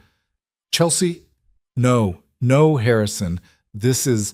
She looked at Dominic. What happens now? Do they come back? Are we safe? You're safe, Dominic said. I'm restructuring the debt. Harrison will make payments directly to my organization instead of Vincent's. No interest, reasonable schedule, and he's going to work off part of it through legitimate employment in one of my companies. What? Harrison looked stunned. You have an MBA from Wharton and 5 years' experience in investment banking. I have several businesses that could use someone with your expertise. You'll work for me, earn a legitimate salary, and a portion of that salary will go toward the debt until it's cleared. Probably take you about 2 years. Why would you do that? Dominic glanced at Avery. Because the alternative is letting Vincent's people continue to see you as leverage. This way, you're under my protection. Anyone who touches you or your wife answers to me. Harrison sagged with relief. I don't know what to say. Say you've learned your lesson about going to loan sharks when you have financial problems. Say you'll be honest with your wife going forward, and say you'll show up Monday morning ready to work. Dominic's voice hardened. I'm offering you a way out, Harrison. Don't make me regret it. I won't, I swear. In the car afterward, Avery sat in silence while Dominic made more calls, tying up loose ends. When he finally ended the last one, she turned to him. You just hired someone to protect me, she said quietly. I hired someone because he has skills I can use and because keeping him close keeps you and Chelsea safer. It's practical. It's a massive financial hit. The interest alone on $50,000 over 2 years is irrelevant. He looked at her. You're not irrelevant. Your safety isn't irrelevant. I told you I'd protect you. This is what that looks like. You gave up money and power to keep me safe. I gave up nothing that matters. His hand found hers. Are you angry? No, She struggled for words. Overwhelmed and scared and grateful. And I don't know how to reconcile all of that. You don't have to reconcile it tonight. Tonight you just have to breathe. Back at her apartment, Emily was waiting with worry etched on her face. Avery filled her in on everything while Dominic stood by the window, giving them space but present. So Harrison works for Dominic now? Emily asked. Apparently. And Vincent Castellano knows you're important to Dominic? Seems that way. Emily looked at Dominic. How much danger is my sister in? Less than she was this morning, Dominic said honestly. Vincent now knows that touching Avery or anyone she cares about means war. He's ruthless, but he's not stupid. He won't risk his organization over a point he's already made. But other people might. Possibly, which is why I'm assigning security. No, Avery said immediately. Avery, we talked about this. No unilateral decisions about my safety. That was before someone kidnapped your best friend to send me a message. Dominic's control cracked slightly. I can't. I won't sit back and wait for something worse to happen. So what are you suggesting? Bodyguards following me everywhere? Cameras in my shop? That's not living. That's existing in a cage. It's temporary, just until things settle. And when do things settle in your world? Next month? Next year? Never? They stared at each other, the tension thick enough to cut. Emily cleared her throat. Can I make a suggestion? They both looked at her. Compromise. Dominic, you increase security around the building and the shop, but not intrusive stuff. Cameras, better locks, maybe someone monitoring from a distance. Avery, you take basic precautions. Check in regularly, vary your routine, stay aware of surroundings. Both of you stop trying to control things you can't control and focus on what you can. Dominic looked like he wanted to argue. So did Avery. But Emily's suggestion had the virtue of being reasonable. Fine, Avery said finally, but nothing that makes my customers uncomfortable. And I reserve the right to revoke permission if it feels suffocating. Agreed, Dominic said, but you actually have to follow the precautions, not just agree and then forget. I'm not a child. No, you're stubborn and independent, and I'm terrified something will happen to you because I brought you into this world. The honesty in his voice stopped her anger cold. Dominic, I've made a lot of choices in my life I'm not proud of, he continued, but the worst thing I could do is let something happen to you because I was too proud or too stupid to take proper precautions. Avery crossed to him, took his hands. Nothing happened to me. Chelsea's safe. Harrison's going to make this right. We're all okay. This time is all we have. We can't live our lives terrified of what might happen next. He pulled her close, his arms tight around her. I'm not used to caring about people who aren't part of this life. People who don't understand the risks, who aren't trained to handle threats. It's terrifying. Welcome to my world, Avery said into his chest. I've been terrified since our first dinner. That makes two of us. They stood like that for a long moment while Emily tactfully disappeared into her room. Stay tonight, Avery said quietly. Just stay. I don't want to be alone. Are you sure? No, but I'm asking anyway. He stayed. They didn't do more than hold each other while Avery processed the day's terror, while Dominic made quiet calls ensuring security measures were in place, while both of them tried to find equilibrium in a situation that had none. At some point, Avery drifted into uneasy sleep, and she woke to find dawn light creeping through her windows and Dominic still there, awake, watching her. Did you sleep at all? She asked. Some. Mostly I've been thinking. About? About how to keep you safe while letting you live your life. About whether I'm being selfish, keeping you in my world when it would be safer for you if I walked away. Avery sat up. Are you thinking about walking away? Every day? Every time something like yesterday happens, I think about how much easier your life would be without me in it. Easier isn't the same as better, isn't it? No.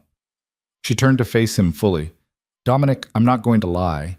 Yesterday scared me. Seeing Chelsea terrified, knowing it happened because of your world, understanding that this could happen again, all of that is heavy. But you know what's heavier?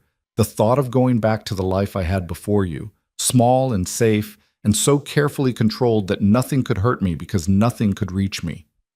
Avery, I'm not done. You made me want more, want bigger, want to step out of the shadows and actually live instead of just surviving. That's worth the complications. You're worth the complications. You can't know that, not yet. Maybe not, but I know I want to find out, and I know that I'm tired of letting fear make my decisions. She took his face in her hands. I'm scared. I'm probably going to be scared a lot, but I'm also here. I'm choosing this. I'm choosing you. He kissed her then, deep and desperate and full of everything they couldn't say. When they finally broke apart, his forehead rested against hers. I don't deserve you, he said. Probably not, but you're stuck with me anyway. Over the next few days, life slowly returned to something resembling normal. Chelsea and Harrison worked through their issues in therapy, with Harrison showing up Monday morning to his new job looking appropriately humbled.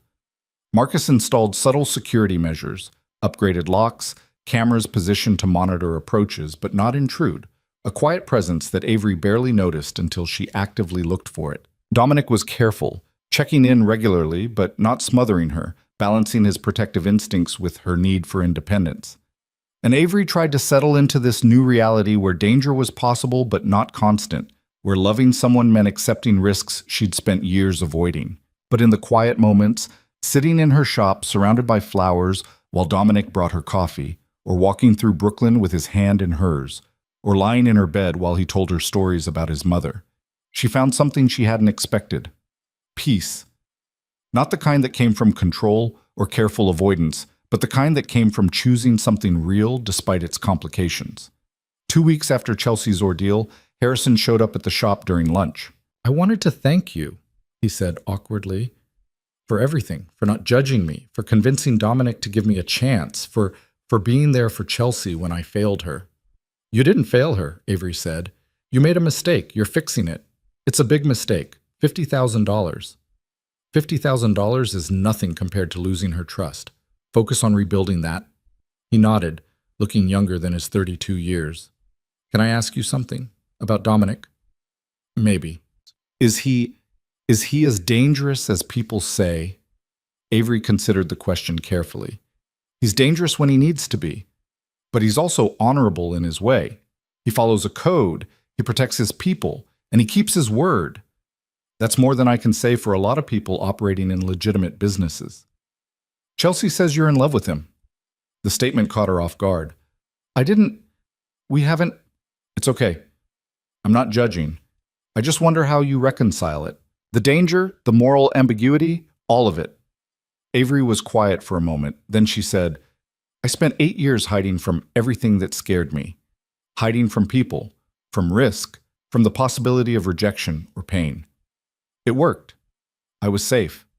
But I was also lonely and small and so afraid of being hurt that I forgot how to actually live. Dominic reminded me what it feels like to want something despite the fear, to choose something because it matters, not because it's easy. But what if it goes wrong? What if someone gets hurt? Then someone gets hurt and we deal with it. But I'm done making decisions based on what might go wrong instead of what might go right. Harrison left looking thoughtful, and Avery went back to her flowers, those words echoing in her own head. Was she in love with Dominic? The thought terrified and thrilled her in equal measure. That night, Chelsea called. Harrison told me what you said, she announced without preamble, about choosing what matters over what's easy.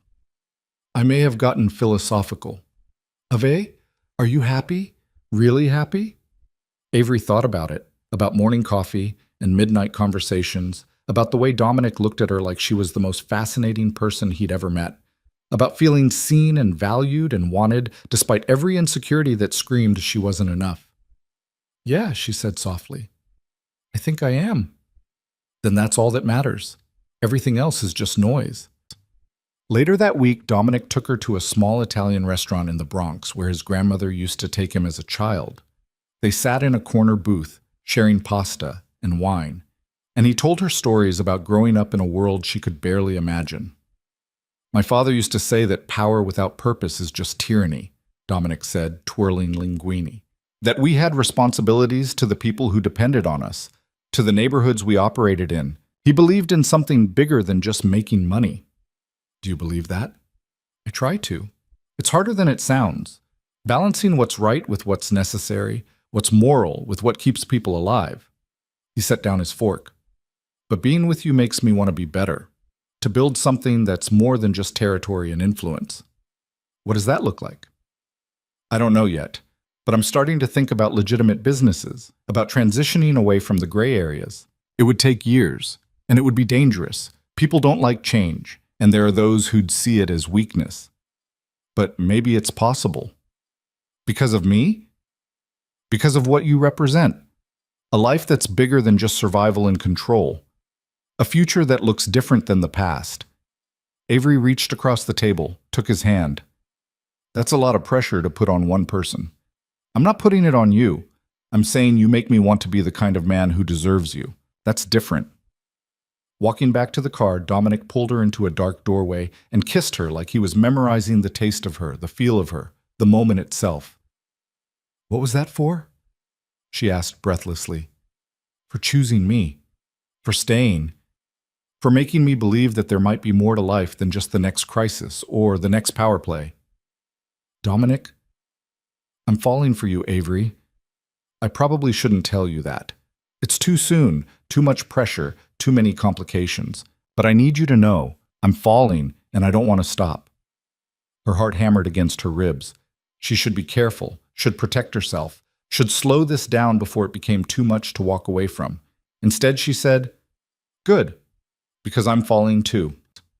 They stood in that doorway while the city hummed around them, two people from different worlds choosing each other despite every reason not to, and for the first time since the accident 8 years ago, Avery felt like she was exactly where she was supposed to be, for a funeral service. When Chelsea burst through the shop door, her face flushed with distress. Ava, I need to talk to you, now. Avery set down her shears, concern immediate. What's wrong? Is it Harrison? Yes. No, I mean... Chelsea pressed her hands to her face. He's in trouble again. Different kind of trouble this time. They sat in the small office at the back of the shop, and Chelsea pulled out her phone with shaking hands. Harrison's been getting threats, she said. Anonymous messages saying he needs to convince Dominic to forgive the debt entirely, that working it off isn't good enough, that he needs to make it disappear. Avery's stomach dropped. Who's sending them? We don't know, but Ave... Chelsea's voice cracked. The last message said if Harrison doesn't make this happen, they'll make sure I regret it. They sent a photo of me leaving my yoga class yesterday. They're watching me. Have you told Dominic? Harrison's terrified to. He thinks Dominic will see it as him being ungrateful, as trying to manipulate the situation. And I don't know what to do. I can't ask you to help because it's not fair to put you in the middle, but I don't know who else to trust. Avery took her friend's hands. Of course I'll help. Let me talk to Dominic. Are you sure? I don't want to cause problems between you two. You're not causing anything. Someone's threatening you. That's what matters.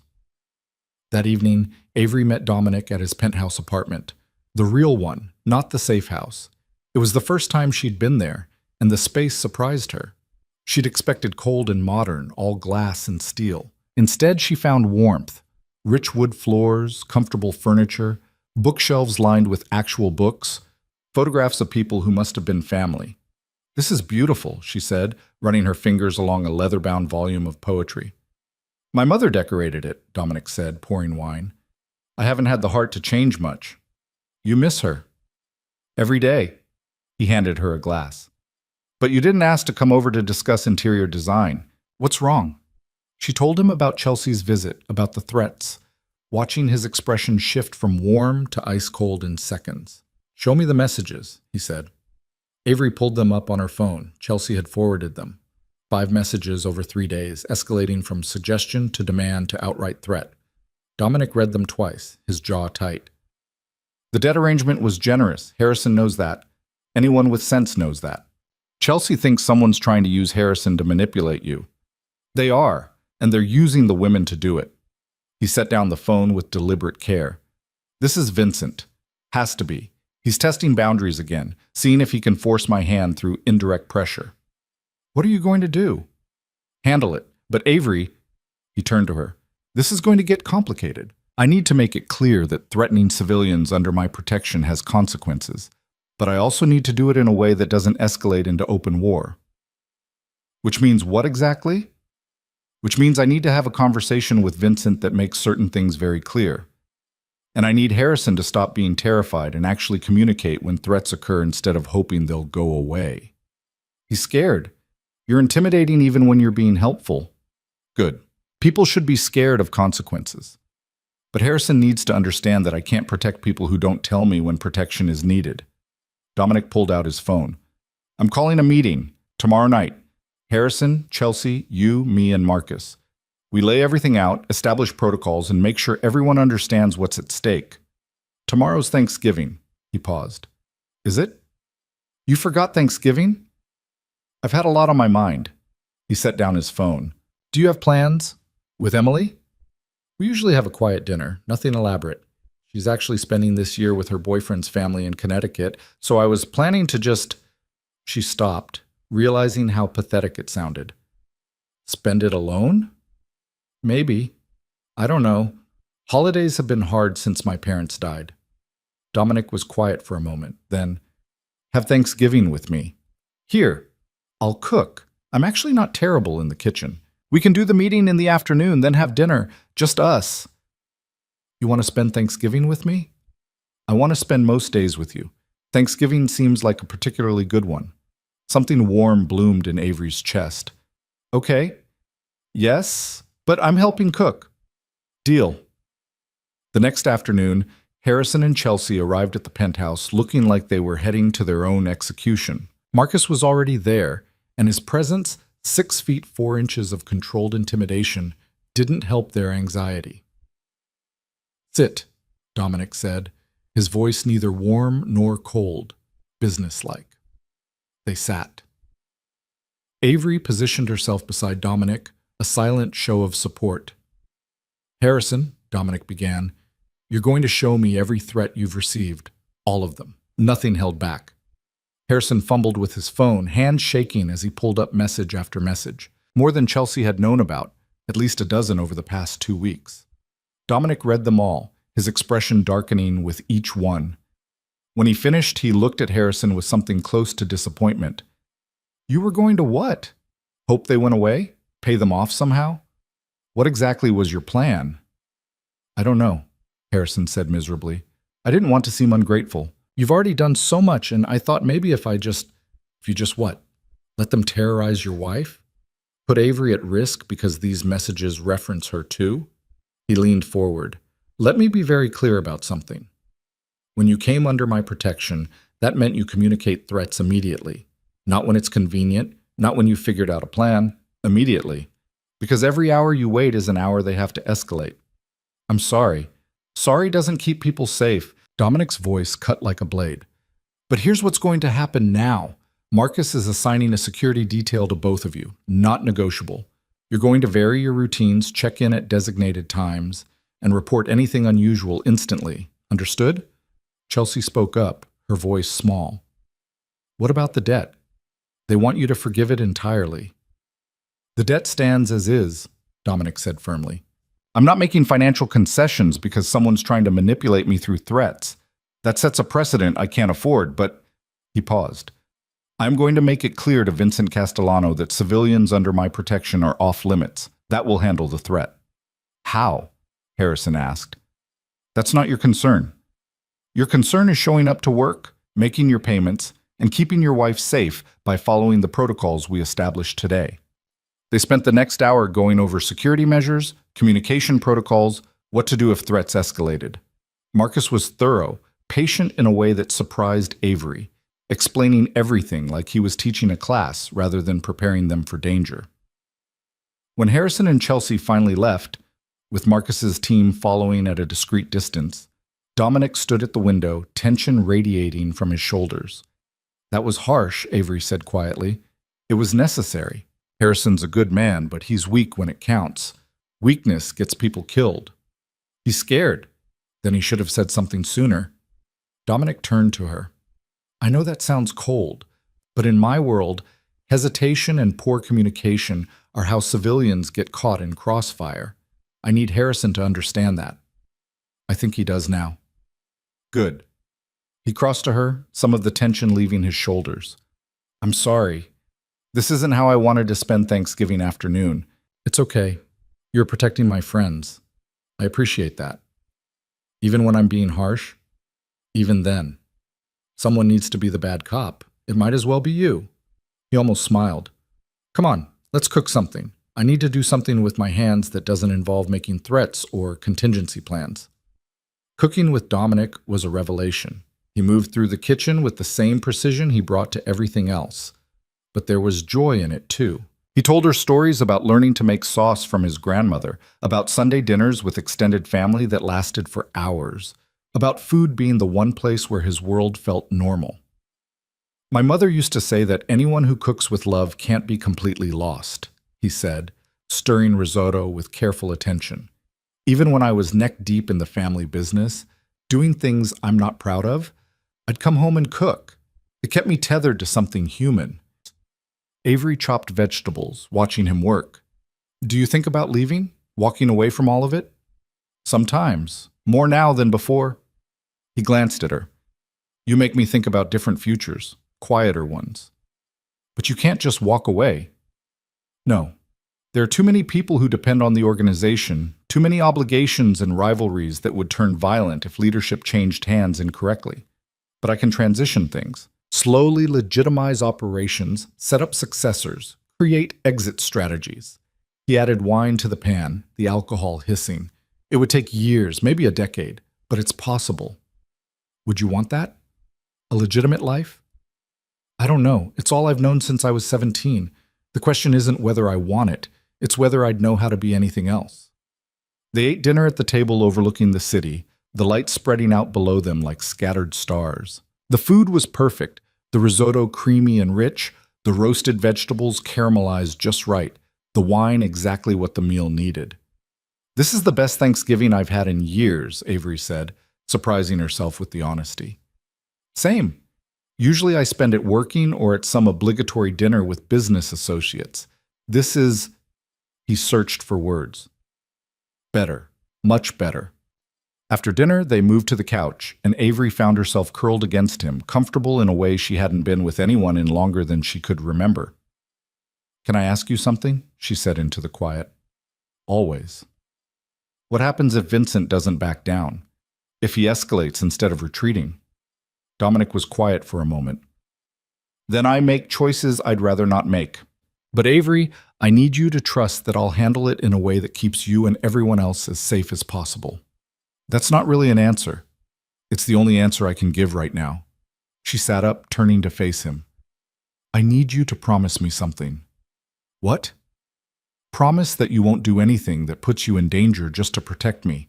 I can't I can't be the reason you get hurt. Avery, promise me, Dominic. I'm serious. I chose this knowing the risks. But I need to know you're not going to do something reckless because you're trying to protect me. He pulled her close, his voice rough. I can't promise that. Keeping you safe is more important to me than playing it safe myself. That's exactly what I'm afraid of. They held each other while the city glittered below, both understanding that they'd crossed into territory where promises became complicated and safety was always conditional. The next morning, Dominic left early for what he called a necessary conversation. Avery knew better than to ask for details, but the worry sat heavy in her chest all day. She was arranging flowers for a wedding when her phone rang. Marcus. Is he okay? She asked immediately. He's fine. Meeting went as expected, but he wanted me to let you know he'll be late tonight. Don't worry. Marcus, what does as expected mean? A pause. It means Vincent understands the boundaries now. The threats will stop. How can you be sure? Because the boss made it clear what would happen if they didn't, and Vincent's not stupid enough to test him when he's serious. After Marcus hung up, Avery tried to focus on work, but her mind kept circling back to what made it clear meant, what consequences Dominic had threatened, what price he might have paid to keep her safe.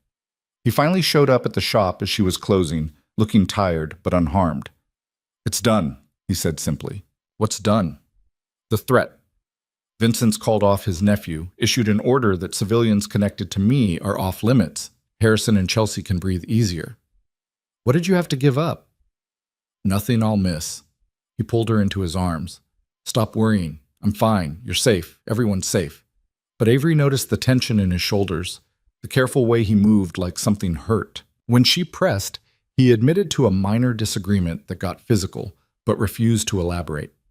That night, lying in her bed with Dominic beside her, Avery found herself struggling with the reality of loving someone whose protection came with violence she couldn't see but could imagine all too well. Talk to me, Dominic said into the darkness. I can hear you thinking. I'm trying to reconcile the man who cooks risotto with the man who does whatever you did today to make Vincent back down. They're the same man. I wish I could separate them for you, make it cleaner, but that's who I am. Someone who will make you dinner and then go make threats that keep you safe. Both things are true. I know, sometimes it's hard to hold both truths at once. He turned to face her. Do you want me to lie? Pretend I handled it with conversation and rational negotiation? No, I want the truth. I just wish the truth was simpler. So do I. He touched her face gently.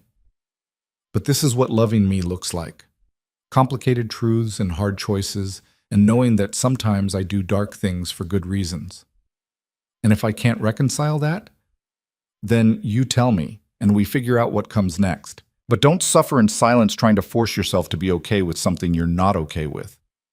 Avery thought about that, about the freedom to struggle with the complications rather than pretending they didn't exist. I'm okay, she said finally. Not perfectly okay, but okay enough. I just need time to process sometimes. Take all the time you need. I'm not going anywhere. The weeks leading up to Christmas brought an unexpected peace. The threat stopped.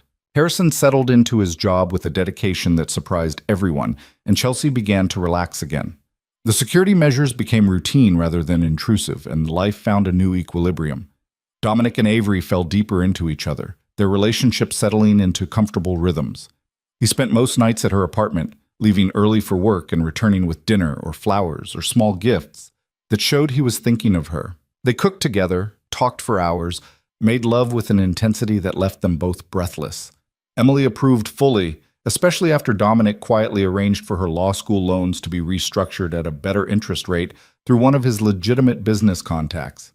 You don't have to buy my approval, Emily told him over breakfast one morning. I'm not buying anything, Dominic replied evenly. You're brilliant and hardworking, and you shouldn't be buried under predatory loans. I had the ability to help, so I did. Still, thank you. Thank your sister. She's made me want to be the kind of man who helps instead of exploits. The only shadow came from Chelsea, who showed up at the shop 3 days before Christmas with news that stopped Avery's heart. Harrison's debt is paid off, she said, her voice strangely flat. That's wonderful. How? Dominic forgave the rest of it. Just, Wiped it clean, said Harrison had proven himself and the debt was satisfied. Avery set down the hollies she was arranging. Why do you sound upset? This is good news. Is it? Or is it Dominic making a gesture because you asked him to? I didn't ask him to do anything. Not directly, but Av. Chelsea sat down heavily. I can't tell if we're free of this or if we're even more indebted now. If this is kindness or strategy. And I hate that I can't tell the difference anymore. Have you talked to Harrison about this? He's thrilled. Says it's proof that hard work pays off, that Dominic's a man of his word. And maybe it is. Or maybe it's proof that you have more influence over him than you realize, and that influence comes with expectations we can't see yet. Avery felt a chill run down her spine. You think Dominic forgave the debt to manipulate me? I think Dominic does everything for a reason, and I think you being happy is important to him. Important enough to make a $50,000 gesture. That's incredibly cynical. Maybe. Or maybe it's realistic about the kind of man he is. Chelsea stood, her expression softening. I love you, Ave, and I'm grateful for everything Dominic's done, for you being there when I needed you. But I also worry that you're so focused on seeing the best in him that you're not seeing the whole picture. After Chelsea left, Avery sat among her flowers and tried to sort through the confusion. Was the debt forgiveness a gift? A manipulation? Both? Neither? That night she confronted Dominic directly. You forgave Harrison's debt. I did. He didn't look up from the pasta he was making. Why? Because he'd worked hard, proved himself trustworthy, and keeping him financially obligated to me served no purpose. Chelsea thinks you did it because of me, to make me happy. Now he did look up. Would that be so terrible? Using my position to make the woman I love happy? The casual admission, woman I love, should have melted her. Instead, it crystallized her concern. It would be if you're doing it expecting something in return, she said carefully, or if you're building up some kind of debt I don't know about. Dominic set down his spoon, his full attention on her now. You think I'm manipulating you? I think you're used to transactions, to every gesture serving multiple purposes. And I need to know, was forgiving Harrison's debt about helping my friends, or was it about influencing me? Both, he said simply. I genuinely believe Harrison earned it, but yes, part of my decision was knowing it would ease your worry and make Chelsea trust me more. Does that make it manipulation? I don't know. Does it? Avery, everything I do serves multiple purposes. That's how I've survived in my world for 18 years. But that doesn't make my feelings for you transactional. He crossed to her, his voice intense. I love you. Not because it's strategic, not because you're useful to me, but because you make me want to be better than I am. The debt forgiveness? Yes, it made strategic sense. But I also did it because I wanted to give you something that mattered. Both things can be true. How do I know when your gestures are genuine versus when they're strategy? You ask me, like you're doing now, and I'll always tell you the truth, even when it's complicated. He took her hands. I'm not going to pretend I don't think strategically, but my feelings for you aren't strategy. They're the least strategic thing in my life.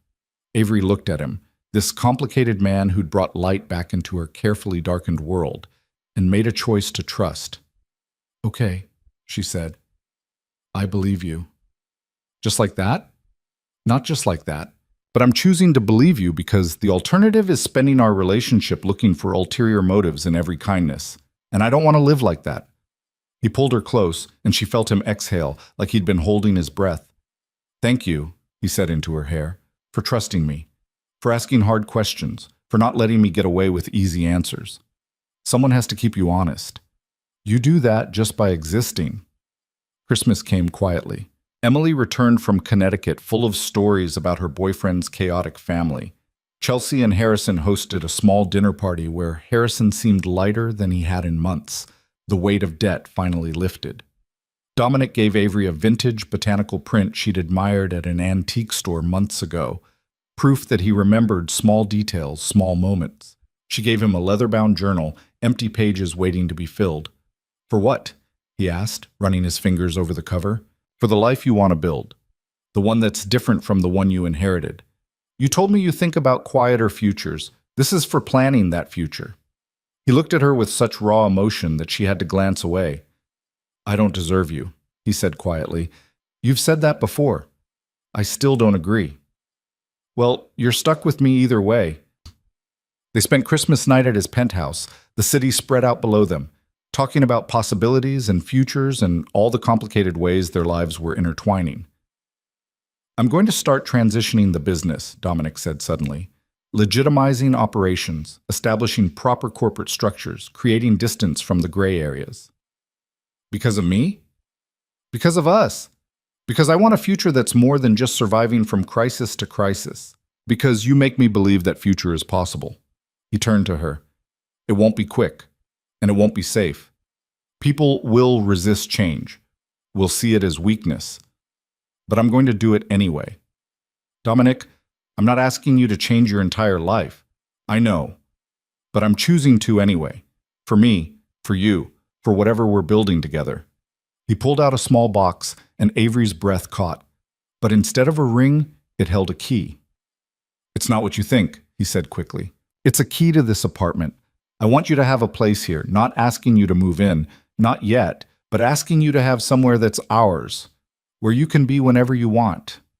Avery took the key, the metal warm from his hand. This is a big step. I know, but I'm done taking small steps with you. I'm done pretending this is casual or temporary. You're it for me, Avery. However long it takes, whatever complications come, you're it. She kissed him then, pouring everything she couldn't say into the kiss, her love, her fear, her hope, her trust. I'm it for you too, she whispered against his lips. Complications and all.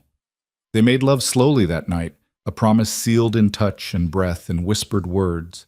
And when Avery fell asleep in his arms, she dreamed not of the past, but of the future they were building together, complicated, imperfect, and absolutely real. The new year arrived with unexpected gentleness, like the city itself had decided to give them a moment of peace before the next storm. Avery spent New Year's Eve at Dominic's penthouse, watching fireworks explode over the harbor, while he held her close and whispered plans for a future that felt increasingly possible. January brought bitter cold, and the slow, steady work of building something real. Dominic was true to his word about transitioning the business.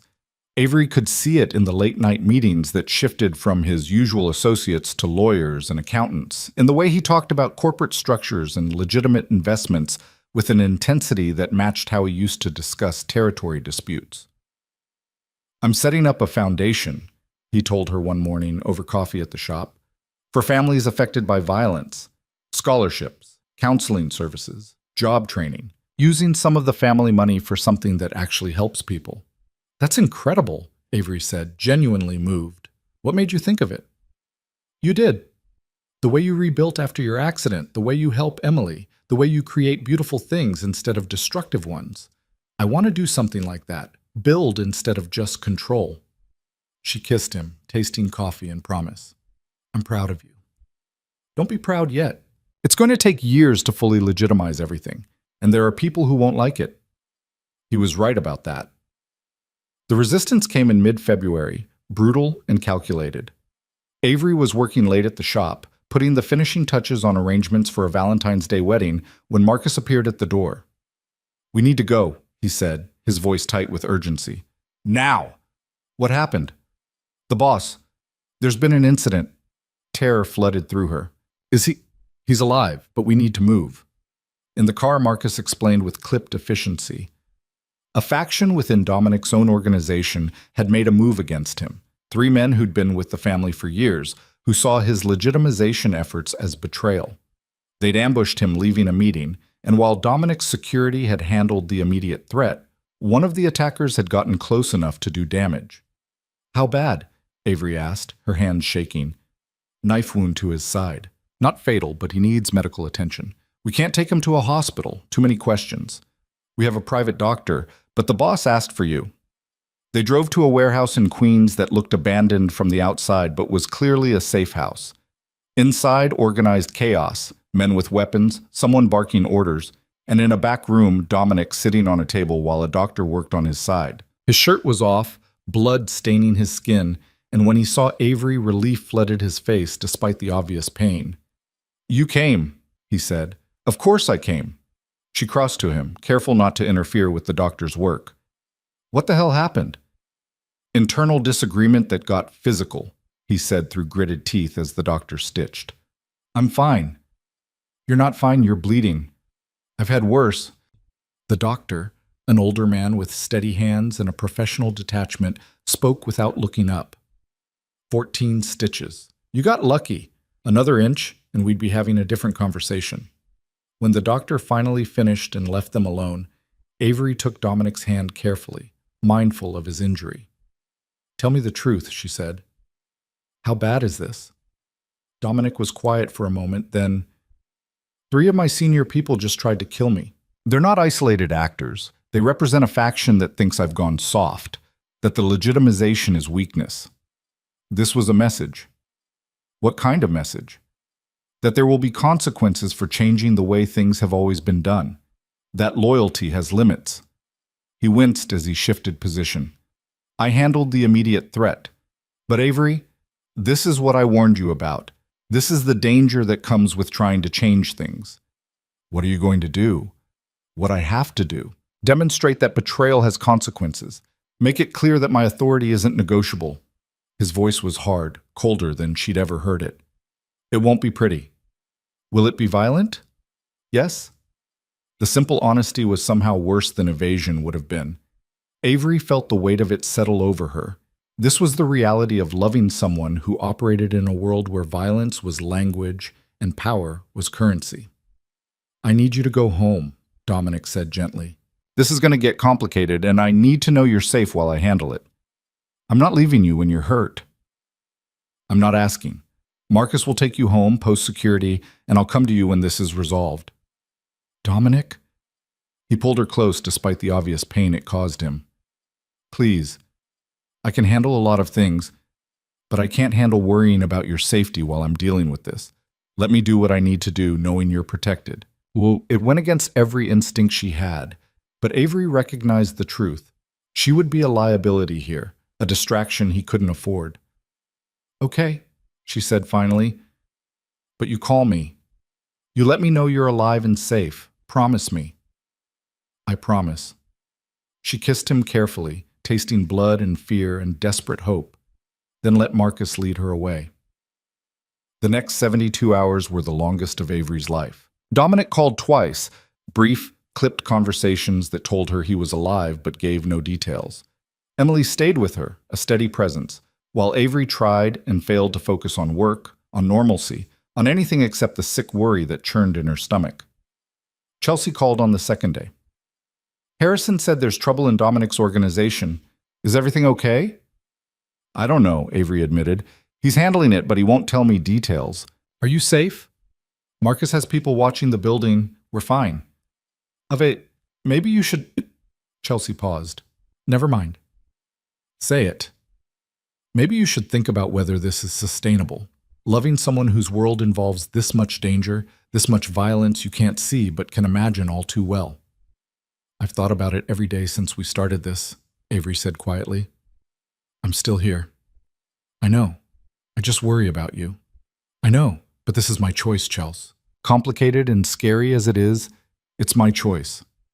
On the third day, Dominic finally came home, or to her apartment, which had become home in the months they'd been together.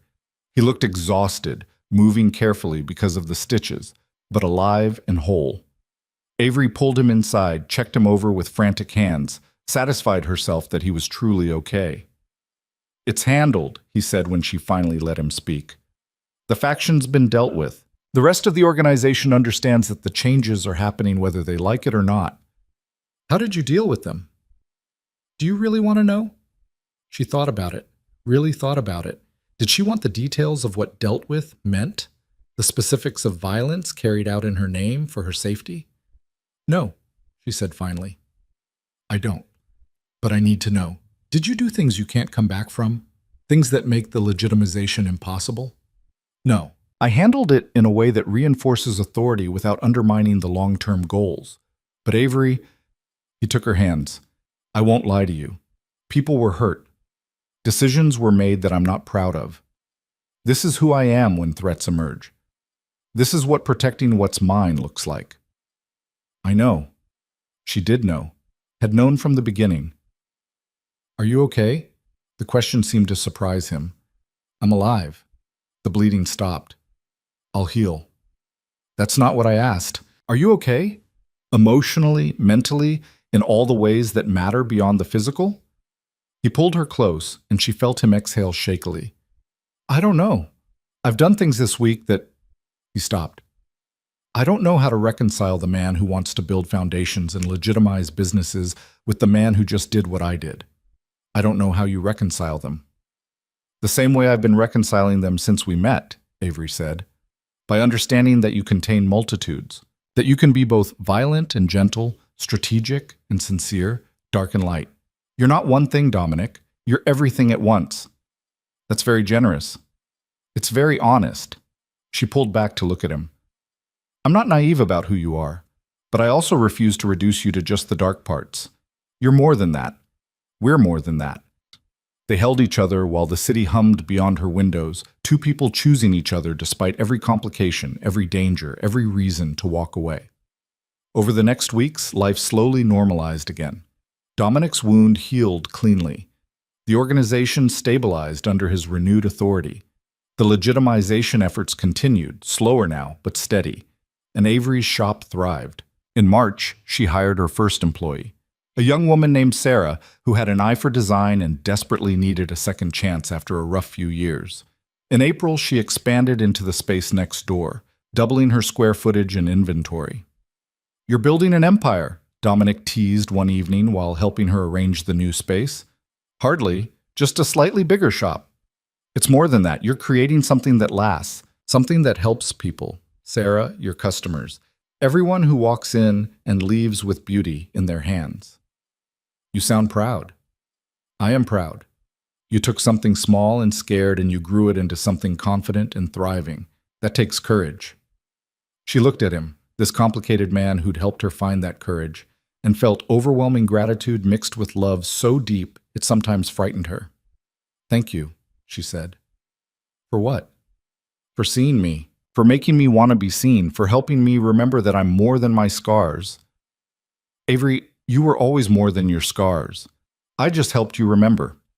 In May, Emily graduated law school with honors and accepted a position at a prestigious firm.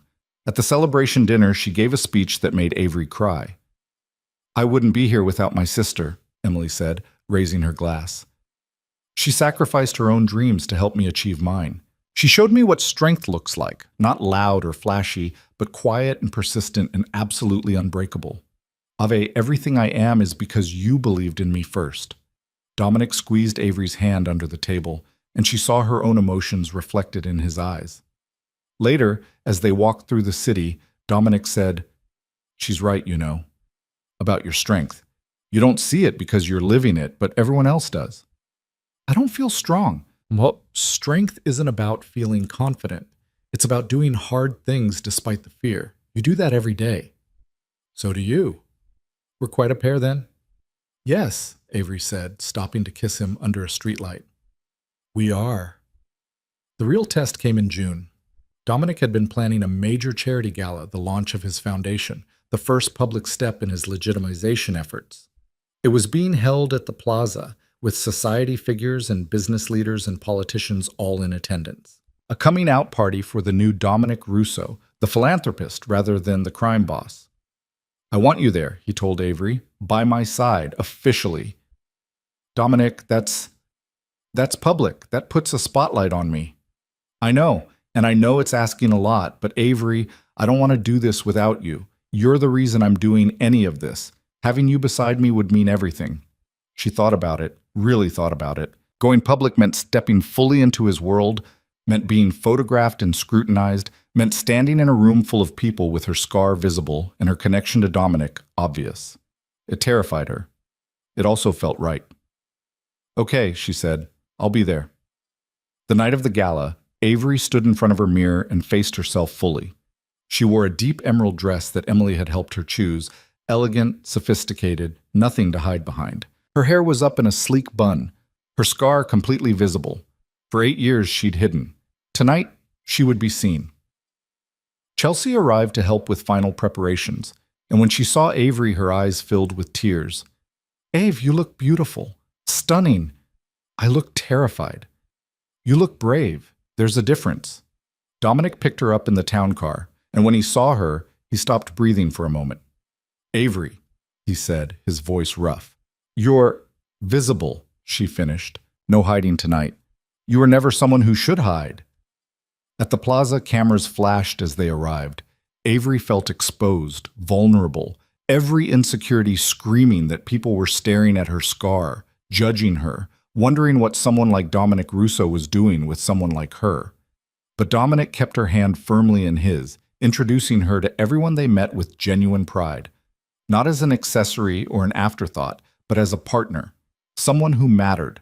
Avery runs the most talented flower shop in Brooklyn, he told a senator. She designed all the centerpieces tonight. Avery has an incredible eye for beauty, he told a business magnate. She sees things other people miss. Avery makes me want to be better than I am, he told a journalist who asked about his inspiration for the foundation. Halfway through the evening, they stood at the bar while Dominic fielded another round of congratulations. A woman approached, elegant, severe, clearly someone used to getting her way. Mr. Russo, she said, her smile sharp. What a lovely event, and this must be… Her eyes raked over Avery, lingering on the scar with obvious curiosity. Avery Bennett, Dominic said, his voice cooling several degrees. My partner. How nice. The woman's tone suggested anything but. That's quite a scar, dear. Have you considered more surgical options? I know an excellent reconstructive surgeon. The room seemed to tilt. Avery felt the old shame rising, the instinct to shrink away, to hide. But before she could respond, Dominic stepped forward, his voice cutting and cold. Mrs. Harrison, let me be very clear about something. Avery's scar is a mark of survival, of strength, of everything that makes her extraordinary. Anyone who suggests otherwise is demonstrating their own lack of character, not hers. If you'll excuse us. He guided Avery away, his hand protective on her back. When they were alone on a terrace overlooking Central Park, he turned to her. Are you okay? That was… no one's ever… She couldn't find words. No one gets to make you feel less than what you are, Dominic said fiercely. Not in front of me, not ever. You're beautiful, Avery, all of you, and anyone who can't see that isn't worth your time. She kissed him then, not caring who might be watching, not caring about anything except this man who saw her, truly saw her, and chose her anyway. I love you, she said against his lips. I love you too. So much it terrifies me. They returned to the gala hand in hand, and Avery noticed something had shifted. She stood taller, smiled more freely, let herself be seen without the constant anxiety of judgment. Later in the evening, Dominic gave a speech about the foundation, about giving back, about using resources to help rather than harm, about building futures instead of protecting territories. Someone very important to me taught me that strength isn't about control, he said, his eyes finding Avery in the crowd. It's about choosing growth over safety, about stepping into the light despite the fear. This foundation is my attempt to do that, to step into a different kind of future while honoring where I came from.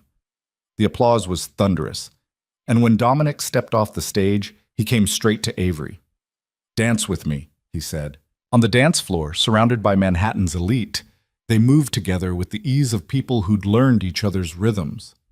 This is your night, Avery said. Your triumph. No, it's our night. I couldn't have done any of this without you. That's not true. It is. You made me believe change was possible, that I could be more than what I inherited, that the future could look different than the past. He pulled her closer. You saved me, Avery. In every way a person can be saved. You saved me too, she whispered, made me remember how to be brave. They danced until the orchestra played its final song, and then Dominic led her out into the warm June night. Come with me, he said. There's something I want to show you. They drove to Brooklyn, to her expanded flower shop, and Dominic pulled out a key she didn't recognize. What's this? The building next door. I bought it last month. You… What? I bought it. For you. For whatever you want to do with it. Expand the shop further. Create a design studio. Open a school for young florists. Whatever you dream, you'll have the space for it. Avery stared at him, overwhelmed. Dominic, that's too much. It's not nearly enough. You built something beautiful from nothing, Avery. You deserve room to let it grow. He took her hands. I'm not asking you to accept it as a gift with strings attached. I'm asking you to see it as an investment in your future. Our future. Our future? He pulled out a small box, and this time Avery knew exactly what it was. I'm not good at this, Dominic said, his voice unsteady. I don't have pretty speeches prepared. But Avery, you're the best thing that's ever happened to me. You make me want to be better, do better, build something that lasts. And I want to build it with you. He opened the box, revealing a simple platinum band with a single perfect diamond. Marry me. Be my partner in everything. Help me transition from who I was to who I want to be. Let me spend the rest of my life making sure you never doubt your worth or your beauty or your strength. Tears streamed down Avery's face. Happy tears. Overwhelmed tears. Tears of joy and fear and absolute certainty. Yes, she said. Yes, I'll marry you. He slipped the ring on her finger and kissed her like they had all the time in the world, like nothing existed except this moment, this choice, this future they were building together. I'm still going to be complicated, he warned. Still going to have hard days and difficult choices. The transition will take years. I know. I'm still going to be scared sometimes. Still going to struggle with the darker parts of your world. I know. So we'll figure it out together, Avery said. Complicated and scared and absolutely certain this is what we want. Absolutely certain, Dominic agreed. 6 months later, on a crisp December evening, Avery Bennett became Avery Russo in a small ceremony at the same plaza where they'd met at Chelsea's wedding. The guest list was intimate. Emily and her boyfriend, Chelsea and Harrison, Marcus, and a few of Dominic's most trusted people, the small circle of friends Avery had cultivated who loved her for who she was. She wore a simple ivory dress, her hair up, her scar visible, her face radiant with happiness. When the officiant asked if anyone objected, the room fell silent. And when Dominic looked at her with such love that it took her breath away, Avery remembered crying at this exact spot during Chelsea's wedding, feeling invisible and lonely and convinced that joy like this wasn't meant for her. How wrong she'd been. I do, she said when the moment came, her voice strong and clear. I do, Dominic echoed, his eyes never leaving hers. They kissed as husband and wife while their small gathering applauded, two people who'd found each other in the shadows and chosen to step into the light together. At the reception, Chelsea pulled Avery aside, her eyes bright with tears. You look so happy, Chelsea said. So fully, completely happy. I am. Terrified and uncertain about 1,000 things, but happy. That's all that matters. Chelsea hugged her tight. I'm so proud of you, Ave, for taking the risk, for choosing love over safety. It was always worth the risk, Avery said, looking across the room at her husband, who was laughing at something Marcus said, his whole face transformed by joy. He was always worth it. Later, Dominic pulled her onto the dance floor for their first dance as a married couple. The song was something slow and romantic, perfect for swaying close while the world spun around them. Remember the first time we danced? Dominic asked. At my foundation gala? When you defended me against that awful woman. When I fell even more in love with you than I already was. You were already in love with me then? I was in love with you from the moment you cried at Chelsea's wedding, he admitted. I just didn't have words for it yet. Avery pulled back to look at him. All those tears I tried to hide. You were watching every single one. Every single one. And now I get to watch the happy tears too. The joyful ones, the overwhelmed ones, all of them. You're going to make me cry right now. Good. Cry if you want to. You never have to hide anything from me. So she did cry, right there on the dance floor, happy tears that fell freely while her husband held her close and their small circle of loved ones celebrated around them. A year after the wedding, Avery stood in her expanded shop, now taking up 3 storefronts, employing 6 people, with a design school for underprivileged youth operating in the space Dominic had bought for her. The shop had been featured in design magazines, had done flowers for some of Manhattan's most prestigious events, had become exactly what she dreamed it could be. But more than that, it had become a place of transformation. Young people like Sarah came through, learning skills and confidence. Customers came in feeling invisible and left feeling seen. Every arrangement that left her shop carried with it a small piece of the hope she'd found when she stopped hiding. Emily worked nearby now, her law practice thriving, stopping by most mornings for coffee and sister time. Chelsea visited weekly, her friendship with Avery deeper now for having weathered storms together. Harrison had risen through Dominic's legitimate businesses, proving himself valuable beyond the debt that had brought them all together. And Dominic? Dominic had kept his promises. The organization was half legitimized, with plans to complete the transition within 5 years. The foundation thrived, helping hundreds of families affected by violence. He still had hard days, still made difficult choices, but he was building something better than what he'd inherited. He came to the shop most mornings, bringing coffee and stealing kisses between customers, looking at Avery like she was still the most fascinating person he'd ever met. One morning in early spring, Avery was arranging tulips when Dominic appeared with his usual coffee and something else, a small potted plant. "What's this?" she asked. "Sunflower seeds, your mom's favorite, from what you told me." He set the pot on her desk. "I thought maybe we could plant them in the garden at the house. Start a tradition." They'd bought a house in Brooklyn Heights, somewhere with enough space for a garden, for the future they were building. Somewhere that felt like home. "You remembered that?" Avery asked, touched. "I remember everything you've ever told me." He pulled her close. "Besides, I think your mom would approve of me. Eventually. She'd love you for making me brave, for seeing me when I couldn't see myself." "I didn't make you brave, Avery. You always were. You just needed someone to remind you." She kissed him, tasting coffee and love and the sweet promise of ordinary mornings that would stretch into years, into a lifetime.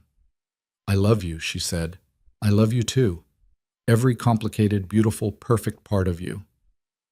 Through the shop window, Avery could see the city waking up.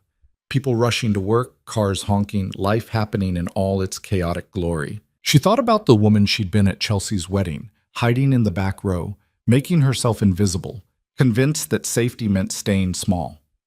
That woman felt like a stranger now.